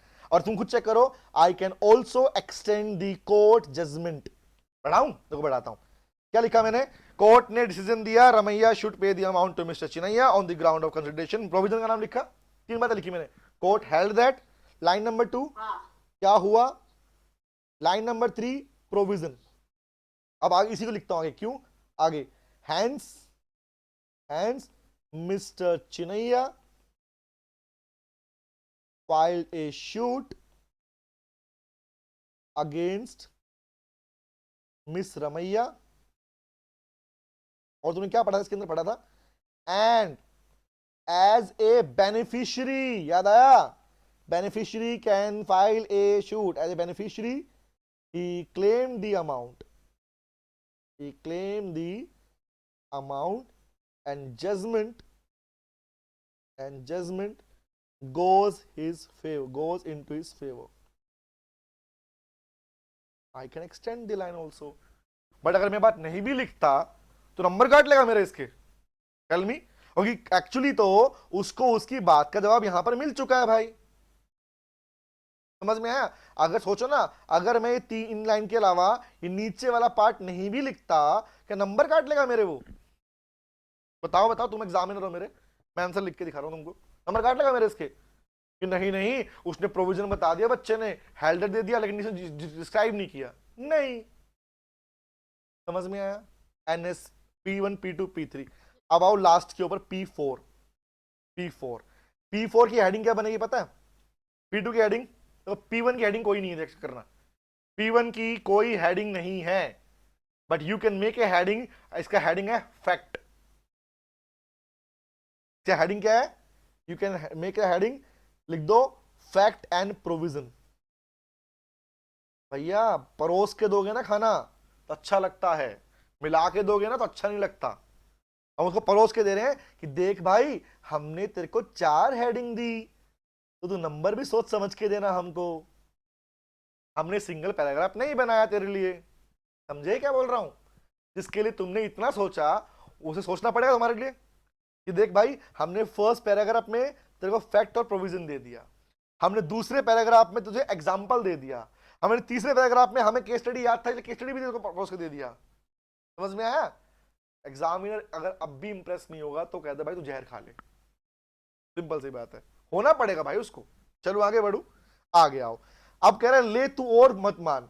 हमारा चौथा पैराग्राफ तो बाकी है, हम इसको हेडिंग देंगे कंक्लूजन, और एक हैबिट डाल लो, एक तो एग्जाम्पल और एक तुम्हारे क्वेश्चन में कंक्लूजन। कि वो 2 हिस्से हैं जो हमेशा तुम्हारे लिए बोनस के रूप में काम करते हैं तुम्हारे क्वेश्चन के अंदर।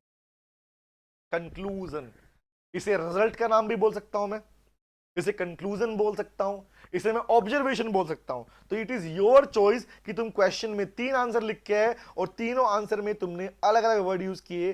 कहीं वर्ड यूज किया कंक्लूजन, कहीं वर्ड यूज किया ऑब्जर्वेशन कि भाई मैंने जो क्वेश्चन में ऑब्जर्व किया वो लिख रहा हूं, कहीं वर्ड तुमने यूज किया रिजल्ट कि मेरे को लगता है ऐसा होना चाहिए, हुआ होगा। तो you can use any of the heading, whether it is observation, whether it is conclusion और रिजल्ट। इनमें से भी एक चूज कर लो अपनी जो तुम्हें अच्छा लगती हो। आगे बढ़ू? हाँ बोल बेटा। सर अभी क्वेश्चन पूछेंगे इसके बाद?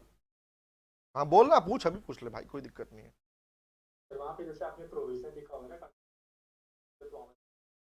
हाँ थर्ड पर्सन या फिर हाँ सर किसी ने अभी क्लास के स्टार्टिंग में पूछा provision some of the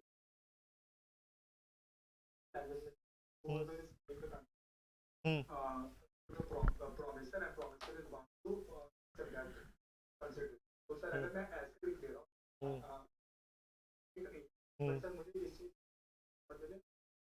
it depends on examiner बेटा। नाउ मैं हमेशा बोलता हूँ तुम्हें लो में पढ़ना क्या होता है पता है? प्रोविजन। तुम क्लास में तुम्हें लगता होगा मैं पढ़ा रहा हूँ 2 लाइनें लिखवा दी मैंने, 1 लाइन लिखवा दी, कहीं 4 लिखवा रहा हूँ, मैं क्यों 20 लाइन नहीं लिखवा रहा तुमको? क्यों सोचा आप लोगों ने? क्योंकि मैं नहीं चाहता, मुझे भी पता है कि तुम्हें 20 लाइनें याद नहीं होंगी। इट में बी पॉसिबल कि तुम जब पढ़ाई कर रहे हो तुम्हें क्लास अच्छी लग रही होगी, अरे वाह सबने 20 लाइनें रीडिंग करवा दी हमको, ठीक है। लेकिन थिंक अबाउट, क्या एग्जाम के डे तक जब तुम्हारा पूरा कोर्स कंप्लीट तुम कवर चुके होगे, क्या तुम्हें पूरी ये किताब याद होगी? मेरा क्वेश्चन तुमसे सबसे, do you think so? Even तुम अगर ऑल इंडिया रैंक होल्डर 1 भी बन गए तो तुम्हें पूरी याद थी किताब? नहीं होती भाई। जितना लिमिटेड एक्सेस मेरे ब्रेन में जाएगा वो रिटेंशन बढ़ेगा। नॉलेज पूरी ले लूंगा मैं, समझ में आ रही चीजें मुझे, बट जो लाइन एग्जैक्टली मुझे लिखने आनी है, क्योंकि मैंने इस पूरे 3 पैराग्राफ में एक बार ही एक ही लाइन यूज की प्रोविजन की, खाली चेंज नहीं किया उसको मैंने। तुम खुद चेक कर लो, लाइन नंबर 1 कहां से लाया? कॉमन लाइन थी। 2 कहां से लाया? क्वेश्चन में पूछा था। 3 मेरे को याद थी। समझ में आया? इसमें भी क्या था, इसमें लाइन नंबर 1 क्वेश्चन से आई, लाइन नंबर 2 क्वेश्चन से आई, बस लास्ट का रिजल्ट मैंने प्रोविजन के हिसाब से लिखा। अगेन इसमें देख लो, इसमें भी कहानी का नाम मुझे पता था, स्टोरी मुझे पता थी, केस का नाम प्लेंटिफ का मुझे नाम में पता है, चिन्हैया फर्स्ट पार्टी हमेशा प्लेंटिफ होती है। कोर्ट जजमेंट के अंदर मैंने खाली प्रोविजन यूज किया, 4th वन। तुम्हारा एक प्रोविजन 3 जगह घूम चुका अभी तक, और दोबारा यहां भी घूमेगा प्रोविजन तुम्हारा, आप देख लो। तो गाइस जो एग्जैक्टली मैंने हमेशा बोला है, मैं ना, मेरे को एक ना बड़ा बड़ा होता है ना बच्चों में, कीड़ा होता है किसी बच्चे को, मैं वो बच्चा था जिसको मैं हमेशा कीड़ा था कि मुझे रीजन जानना होता चीजों के पीछे। मैं हूं वो बच्चा, ठीक है, कि मुझे जानना है ये क्यों हुआ, ये कैसे हुआ। समझ लो। तो मुझे चाहिए था एक एक्यूरेट पैटर्न, ये नहीं कि 10 क्वेश्चन के 10 पैटर्न निकाल के दूंगा मैं आपको। माय क्वेश्चन पैटर्न तो एक ही होता है भाई, जो सब जगह अप्लाई होना चाहिए।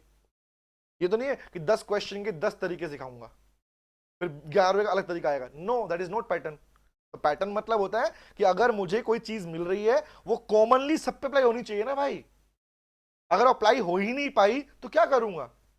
एग्जांपल और दूं आपको मैं, जब आपको यही क्वेश्चन, अभी किसका क्वेश्चन करा रहा हूं मैं, केस स्टडी का, जब यही क्वेश्चन मैं आपको करवाऊंगा किसका, स्टेट आऊंगा ना, स्टेट क्वेश्चन एग्जाम में आया था, ये क्वेश्चन आया था स्टेट क्वेश्चन, देखो यहां से, demonstrate the procedure of appointment auditor as per LLP, आया ना क्वेश्चन। केस स्टडी क्वेश्चन है क्या ये?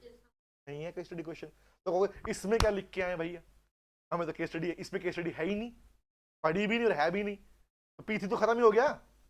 थिंक अबाउट, जितने भी सारे तुम्हारे स्टेट क्वेश्चन है उनमें सब में ऑलमोस्ट तुम्हारा पी3 तो खत्म ही हो गया, तो बच्चा क्या P1। तो P1 के लिए भी क्वेश्चन चाहिए हमें, तो लाइन थोड़ी हमारे पास में, कहानी थोड़ी हमारी स्टोरी लिख देंगे हम इसके अंदर। तो गाइज इसमें हम यूज करेंगे P1, P2 और P4, और P1 की लाइन वहां पर मेरे फैक्ट की लाइन नहीं आएगी, वहां सीधा आंसर लिखा जाएगा कि हेडिंग उठाऊंगा यहां से कि ले भैया अपॉइंटमेंट पूछा है, तो हेडिंग बनेगी appointment of auditor and start. तो जो तुमने क्लास में पढ़ा है ना, जो नोट्स तुम्हें दिए हैं सिंक्रोनाइज करके, वो एज इट इज लिख के आना पड़ेगा तुम्हें इसके अंदर। समझ में आया? और देख लो, जो तुम्हारा मन करे वो देख लो। Various types of instrument in negotiable instrument, instrument के बारे में पूछ लिया, लिखना पड़ेगा पूरा। तो हेडिंग क्या बनेगी, केस स्टडी लिख के आऊं इसके अंदर में, है ही नहीं। हेडिंग बनेगी various in types of instruments, number 1 2 3 4 क्या रहेगा। तो स्टेट क्वेश्चन लिखने का तरीका हमारा इसी से आएगा जो हम पढ़ रहे हैं अभी। मतलब क्या हम एग्जांपल लिख पाएंगे? Yes, you are allowed to write the example guys. तो अभी मैं केस स्टडीज इसी पैटर्न को यूज करके सिखाऊंगा कि कैसे डायरेक्ट क्वेश्चन को अप्लाई करना है इस पार्ट के ऊपर से। आज जो सीख रहे हो ना वो तुम कलेक्टिव सिखाया तुमको मैंने, अब इसी के टुकड़े बनाऊंगा मैं। ये ले बेटा एक काम कर, इस एक दो पैराग्राफ को उठा ले, इसको उठा जोड़ दे, आंसर बन गया सीधा स्ट्रेट क्वेश्चन का।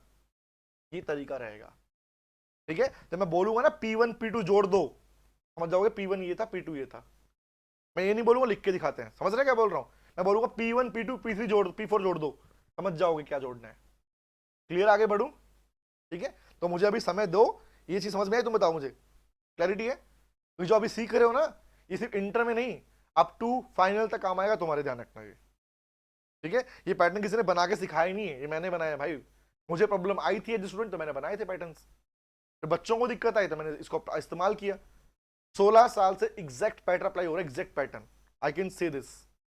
चले आगे आता हूं, कंक्लूजन लिखते हैं भाई लोगों। क्या लिखूं कंक्लूजन में? अब दो कहानी आती है तुम लोगों की साइड से। नवनीत से पूछेगा, मैं पहले बोल देता हूं। नवनीत, लेट्स सपोज अगर मेरे क्वेश्चन में मैंने केस स्टडी लिखा ही नहीं होता, इसमें लिखा ही नहीं होता, तो कंक्लूजन में क्या लिख के आता? और लेट्स सपोज लिखा तो क्या करता? तो भैया सिंपल सी बात, अगर तुम्हारे क्वेश्चन में, सुन लो पहले कहानी, अगर तुम्हारे क्वेश्चन में तुमने P3 को नहीं लिखा तो तुम्हारा कंक्लूजन बनेगा P1 प्लस P2 से, P1 प्लस P2 से। और अगर तुमने लिखा होता P3, मतलब केस लो लिख के आए हो, तो तुम्हारा कंक्लूजन बनेगा P1 प्लस P3 से। तो ये क्या बता दिया, अब समझाता हूं, सुनो ध्यान से। कंक्लूजन होता क्या है भाई? कंक्लूजन हर एक आंसर की जान होती है। लाइफ में कुछ भी चीज अगर कंक्लूड नहीं करोगे कभी भी जस्टिफाई नहीं रहेगा चीजें। तो पॉइंट ये है कि अगर मुझे आंसर लिखना है तो मैं कैसे कंक्लूड करूंगा उस चीज को। तो सिंपल तरीका है भाई, जो क्वेश्चन ने पूछा था उसकी लाइन को, और प्लस में मैंने जो प्रोविजन लिखा, आंसर लिखा, उसकी लाइन को जोड़ दो। ये प्लस का मतलब समझते हो? ये प्लस का मतलब ये है, सुन लो, कि अगर आपने केस स्टडीज लिख के आए, नहीं लिखी, तो आपने याद करो फर्स्ट, सुनना आप ध्यान से मेरी बात, मिस मत करना। आपने फर्स्ट पैराग्राफ में क्या लिखा था कि भैया ये केस क्लेम करके पैसा ले पाया क्योंकि कंसिडरेशन मूव हुआ था, याद आया? आपने P2 में क्या लिखा था? आपने अपने पर्सनल नाम यूज किए थे, हर्षित, याद आया? याद आया? नवनीत यूज किया आपने, कृष्णा यूज किया था। तो मतलब अब मैं दो लोगों से जोड़ूंगा कि जिस तरह N केस फाइल कर पाया M के ऊपर, क्योंकि हर्षित, क्योंकि एग्जांपल हर्षित भी केस फाइल कर पाया उसके ऊपर, माई line will be like this. But अगर मेरे पास में P2 मतलब एग्जाम्पल लिख, ये कब के लिए बोला मैंने, ये तब बोला मैंने जब आपने केस स्टडी नहीं लिखा, केस लो अगर नहीं लिखा तो मैं अपने एग्जाम्पल से और क्वेश्चन की लाइन से कंक्लूजन ड्रॉ करूंगा। बट अगर मैंने केस स्टडी लिखा, मैंने केस लो लिखा है किसी क्वेश्चन में, मुझे आता था, तो मैं कनेक्ट करूंगा कि एन केस फाइल कर पाया एम के ऊपर, क्योंकि चिनैया भी केस फाइल कर पाया था रमैया के ऊपर। समझ में आया क्या बोल रहा हूं मैं? My reference will be different. Apply करके देखते हैं, ऐसे क्लैरिटी नहीं मिली, कोई दिक्कत नहीं, समझते हैं, दिखाता हूं। कंक्लूजन में आप सीधा लिखोगे बेटा, अब लेट्स सपोज मैंने यहां पे लिखा ना, तो क्या हुआ लिखो, तो कंक्लूज करने हो ना चीजें, फाइनली क्या करना पड़ेगा, तो कंक्लूजन की लाइन को तुम स्टार्ट करोगे हैंस से। फाइनली क्या हुआ, हैंस। ये हैंस इज दैट वर्ड जो कॉमन वर्ड है, क्या हुआ हैंस। तो हैंस के बाद क्या बनेगा, क्या हुआ भाई बताना, क्या हुआ इस पूरी कहानी में, हुआ क्या, ये क्वेश्चन क्या था, इस पूरी कहानी में क्या हुआ, ये पूरी कहानी में क्या हुआ। इस पूरी कहानी में एक लेडी ने प्रॉपर्टी ट्रांसफर की थी, ठीक है, उससे एग्रीमेंट किया था भाई पैसा पे करना पड़ेगा, उसने मना कर दिया, केस फाइल हुआ मैटर, पूरी कहानी में यही हुआ। बाद में वो पूछ रहे हैं कि केस फाइल हुआ नहीं हुआ।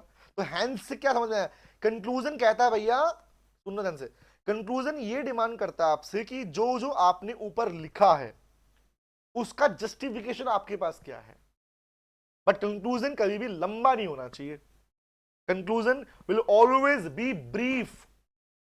सुन लो, तो ब्रीफ मतलब ये इसलिए हुआ क्योंकि ऐसा हुआ था, ठीक है। तो लिखो भैया क्या रहे कंक्लूजन, मैंने केस स्टडी लिखी है तो I am using the case study here, मैं इस पार्ट पे जा रहा हूं। केस स्टडी का मतलब क्या है कि इस केस का जो कहानी के नाम थे, लोग थे चिनैया रमैया, इनको मैं जोड़ूंगा अपने पहले पार्ट से, मतलब P1 तो ये P1 प्लस में P3 इनको जोड़ रहा हूं, ठीक है। जोड़ूं कैसे, hence as same in case of Chinaya versus Ramaiya, Chinaya filed a suit, judgment was in favor of Chinaya, same as like in the given case, and filed a suit and claimed back the money. Simple answer close हो गया। But अगर case study लिखा होता तो मैं इसे जोड़ता कि एज कौन था, mister Navneet can file, mister Navneet filed a suit against Krishna and claimed back the amount, same as like in the case of Navneet, given scenario, Navneet can कौन था and can file a suit against Mr. M. So you can join the lines guys। एक तरीका तो ये हो गया। Second तरीका क्या है, आओ दिखाता हूं। सेकंड तरीका ये तो हो गया, तुम्हें अगर नहीं, अगर याद नहीं आ रहा तो जोड़ने का तरीका, जोड़ने का तरीका है। अब अगर तुम क्या करोगे, हैंस में लिखते हैं, लिखो हैंस में। और सेकंड तरीका क्या है, हमेशा क्वेश्चन की लाइन उठा लो भाई। क्वेश्चन ने क्या पूछा था, वो केस फाइल, वो क्लेम कर पाएगा नहीं कर पाएगा, पूछा था ना, वहीं से स्टार्ट करो। तो लिखो हैंस, हैंस लिखो इन द गिवन केस। अब यहां पर तुम्हें अपना एक तरीके से जजमेंट पास करना है हैंस के साथ में। कंक्लूजन लो का नहीं है, कंक्लूजन तुम्हारा है अपने एग्जामिनर के लिए।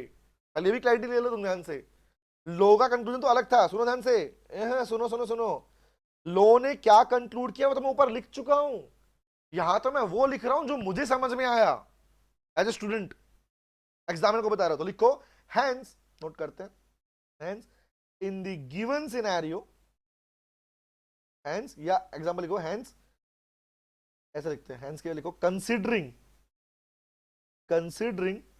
the given situation, considering the given situation and अब मैंने केस लिखा है ना तो मैं ये लाइन यूज कर रहा हूं, and referred case law of Chinaiya versus Ramaiya। अब बताओ अगर चिनैया वर्सेस रमैया वाला केस नहीं लिखा होता तो मैं यहां पे नाम क्या लिखता, रेफर्ड केस स्टडी नहीं, referred illustration, Harshit Navneet and लिखा था ना मैंने, तो मैं यहां पे लाइन बदल, इसकी लाइन चेंज कर देता, ये लाइन नाम बदल जाती, रेफर्ड केस स्टडी ठीक है बन जाता रेफर्ड एग्जांपल, रेफर्ड इलस्ट्रेशन लिखता मैं यहां पे फिर, ठीक है। रमैया क्या हुआ decision, considering the given situation and referred case study, क्या हुआ सर मिस्टर, अब आओ क्वेश्चन के ऊपर, listen to me guys, this line is connecting line. Sir first line connecting line है, ये कनेक्टिंग लाइन है कि आपने कनेक्ट किया। सेकंड लाइन होगी आपके क्वेश्चन का ही लाइन, क्या था क्वेश्चन में, एन क्लेम कर पाएगा नहीं कर पाएगा था ना, दोबारा रिपीट होगा। लिखो तो भैया mister N filed a suit against, कुछ चेक कर लो ये लाइन कितनी बार रिपीट हो चुकी है, ऊपर पहले भी आ चुकी है बहुत बार, ठीक है। मिस रमैया, सॉरी नहीं, miss N file a suit against Mrs M, ठीक है। कौन से? Mrs M. एज क्यों कर पाई थी? याद करो, अब तुम लिखोगे यहां पर अपने प्रोविजन का जस्टिफिकेशन, प्रोविजन का डिस्क्रिप्शन, कंसीडरिंग द कंडीशन, अगर नाम ना आए तो सीधा लिख दो, considering the condition in the given scene के सिनेरियो मिस्टर एन फाइल कर पाया। ये लाइन कहां से आई बेटा, बताओगे कहां से आई? बोलो कोई मेरे को, कहां से आई? यही क्वेश्चन से। कहां से आई है? ये क्वेश्चन से लाइन निकल के आई है हमारे पास में, ठीक है। क्या लिखा? Miss file issued against mister as a third party. अब तुम्हें यहां प्रोविजन नहीं लिखना, तुम यहां लिखोगे प्रोविजन का description. As a third party if he or she is a beneficiary, he or she is a beneficiary, can claim the amount by filing a suit against another party. Third party अगर beneficiary होती है वो case file के करे पैसा ले पाएगी। ये लाइन कॉमन उन्हें पढ़ी है, तो अगेंस्ट अदर पार्टी, ठीक है। As like in case of, कौन सा केस पढ़ा आपने? Chinnaiah versus Ramaiah.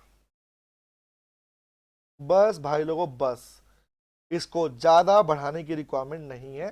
Conclusion will always be in 2 और 3 और 3 और 4 लाइंस, दैट्स इट। इससे ऊपर नहीं जाना चाहिए आपके पास में, ठीक है। अब चेक करो, हमारा प्यारा P1, हमारा प्यारा P2, हमारा प्यारे कौन था? ये था हमारा प्यारा P4।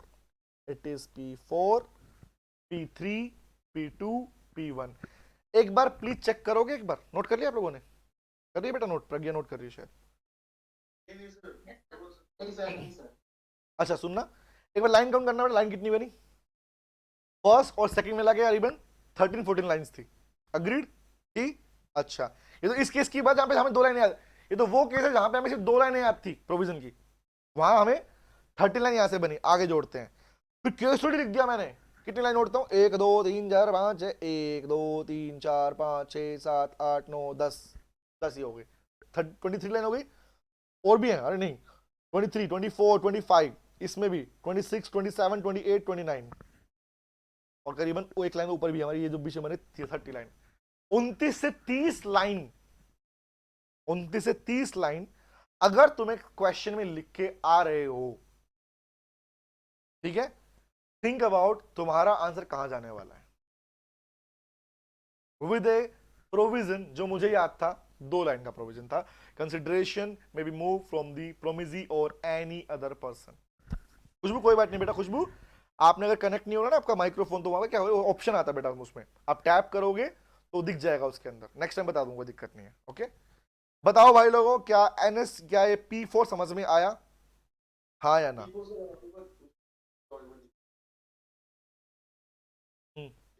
लास्ट लाइन ये ले P4। और गाइस ये सेम पैटर्न आप खुद चेक कर लो, आप जिस भी क्वेश्चन पे चाहो अप्लाई कर सकते हो, बशर्ते केस स्टडी क्वेश्चंस हो। क्योंकि स्टेट क्वेश्चन पे कैसे लिखना है उस पे लिखाना है P1 P2 P4। हाँ बोल बेटा। ओके अब ठीक है। As a third party if he or she is a beneficiary can claim as like in case of, as like बेटा थोड़ी सॉरी, ये पेंसिल भी ऐसे चल रहा है, मेरा हाथ भी ऐसे चल रहा है। अब सामने विंडो से ना ऐसे हवा ठंडी ठंडी चिल्ड वाली मेरे को, समझ रहे हो, इसलिए हाथ ऐसे से हो रहा है। मौसम बड़ा शानदार है भैया।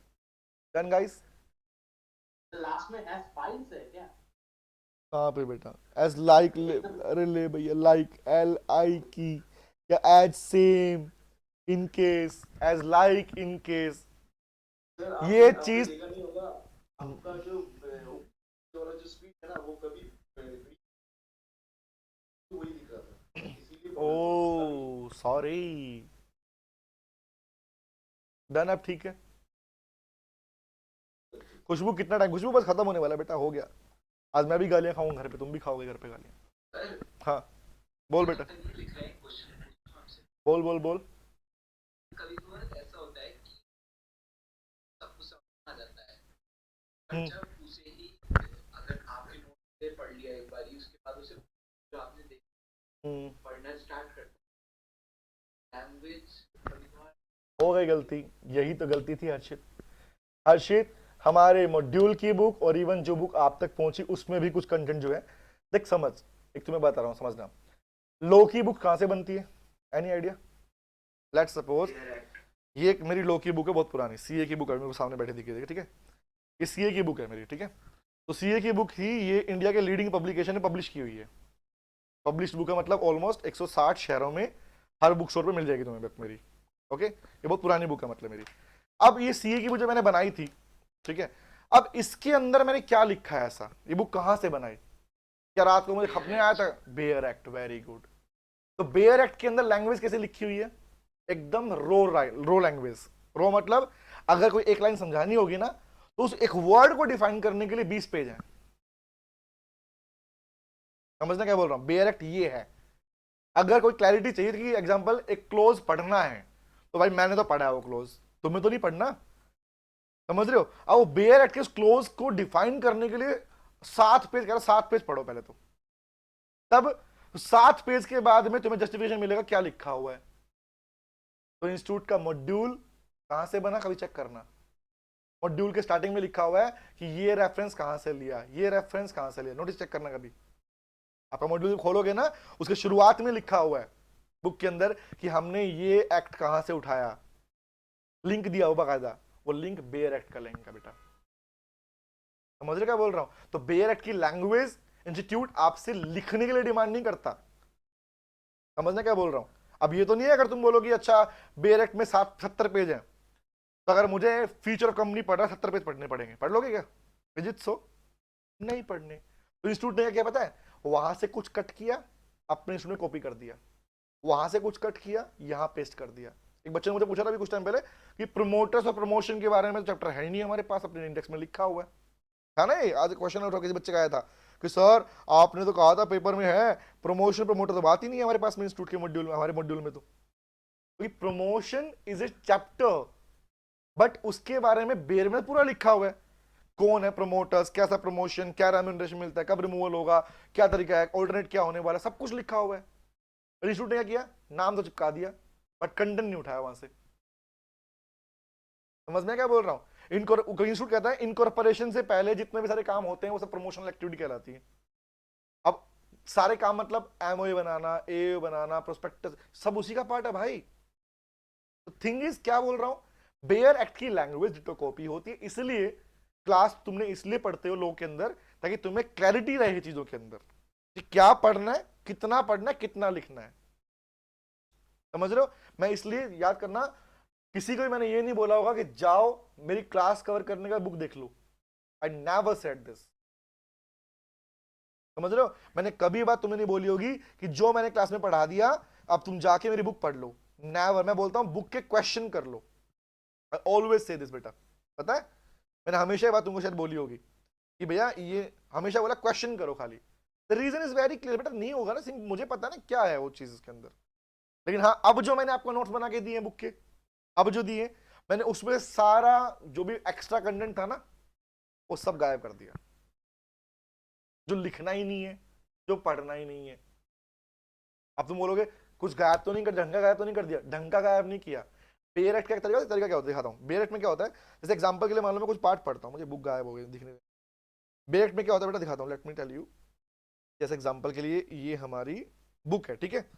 अब मान लो ये बुक मेरी, जो हमारी आपकी बुक जो आपको मैंने दी है वो है, एक मिनट उठा खाली बेटा से दिखाता हूँ कुछ। लेट्स सपोज ये वो बुक है जो आपको मिली है, ठीक है। अब बेयर एक्ट में अगर मान लो ये लाइन है ना दिख रही है कि preamble to the constitution was adopted by constituent assembly and read it follows. अब यहां पर बेयर एक्ट में क्या लिखा पता है कि ये वर्ड प्रियम्बल क्या है, इसके रिगार्डिंग पूरा पार्ट किसने बनाया, कितनी कमेटी थी, कितने लोग थे, कौन कौन इसके मेंबर्स थे, कब वो पारित हुआ, कब उसमें अमेंडमेंट्स आई, कब उसमें सर्कुलर आया, चेंजमेंट किस किसने दिया, किसका जस्टिफिकेशन था, ये प्रियम्बल के लिए लिखा। फिर आगे बढ़ाया कॉन्स्टिट्यूंट असेंबली, फिर आया ये बनाई किसने थी, ब्रिटिशर के टाइम में कौन पर्सन था। तो एक पूरी कहानी है। बट लोग क्या बोलता है, this story is not required here. आप सीधा पॉइंट की बात करो। क्या तुम्हें लगता है तुम्हें ये लिख के आना पड़ेगा कौन मेंबर्स थे, कितने अमेंडमेंट हुए, 72 सर्कुलर पास ऑन हुए, तो 72 सर्कुलर कौन कौन से थे वो लिखे हैं उसके अंदर, फर्स्ट में क्या था, सेकंड में क्या, थर्ड में क्या था, लिख के आओगे क्या? Not possible.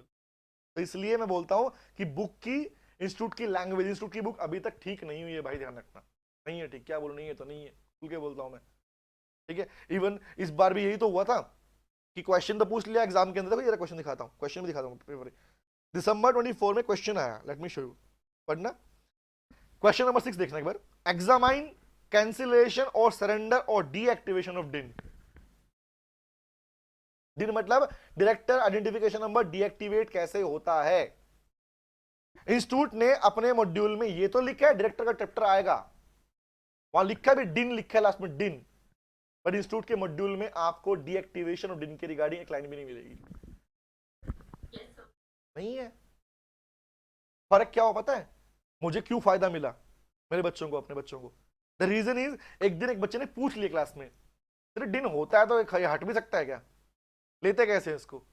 तो we had a class on this जिसपे हमने पूरा डिस्कशन कर लिया क्लास के अंदर। और थैंक गॉड अकेले हमारे स्टूडेंट ने बोला कि अरे सर लिख के आए पूरा आंसर और एक्यूरेट लिख के आए थे बेटा।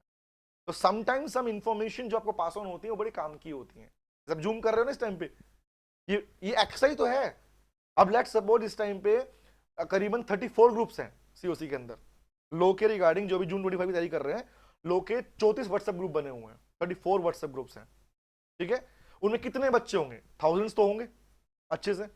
और अभी एग्जाम में अभी क्लास परचेज भी कर रहे हैं, बट उन 1000 में तुम यहां बैठे हो सामने मेरे, पॉइंट समझ रहे हो?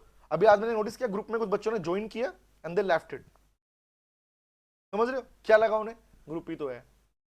बट दिस इंफॉर्मेशन जो तुम्हें इस दौरान पास ऑन करूंगा, तुम्हें कुछ बताऊंगा, तुम्हें कुछ दिखाऊंगा चीजें, वो उन्हें नहीं मिलेगा भाई। एंड बाद में होता है कि हमारी तैयारी नहीं हुई। There is no forcement on you. Dedication होगा तो चीजें निकलेंगी मेरे भाई। और मेरा एक बात माना हमेशा से रहा है, तुम भी सुन लो ये बात ध्यान से, मैं कभी भी किताबी कीड़ा नहीं बना भाई। मैं नहीं बना, बुक वॉर्म नहीं बना। मैं बनाऊं समझ के पढ़ने वाला। मुझे समझ में आएगा तो मैं लिखूंगा, मुझे सब क्लैरिटी आएगी तो मैं लिखूंगा, और ये नॉलेज मुझे बहुत काम आई भाई। डे वन से पैसा कमाना स्टार्ट किया तो जब पैसा बढ़ा है वो ऐसे बढ़ा है मेरा। The reason is only one, knowledge, knowledge and knowledge. तो मैं तुम्हें बोलता हूं, पढ़ाई कर रहे हो ना तुम 20 घंटे पढ़ लो भाई, लेकिन नॉलेज के लिए पढ़ो यार। नॉलेज आनी चाहिए, सुननी नहीं है। नॉलेज को मुझे अप्लाई करना आना चाहिए। कोई कहे बता दे, बता दूंगा, लिख दे, लिख दूंगा। समझ रहे क्या बोल रहा हूं? डिस्क्राइब कर दे, डिस्क्राइब भी कर दूंगा। एंड आई टोल्ड यू हम ग्रुप डिस्कशन भी करेंगे। क्यों किया था मैंने? तुम भी अपने प्रोविजन निकालोगे ना, बोलोगे ना, गलत बोलोगे सही बोलोगे, बोलोगे ना, जब 4 लोग सुनेंगे ना उनको भी याद होगा, नई बातें सीखने को मिलेंगी।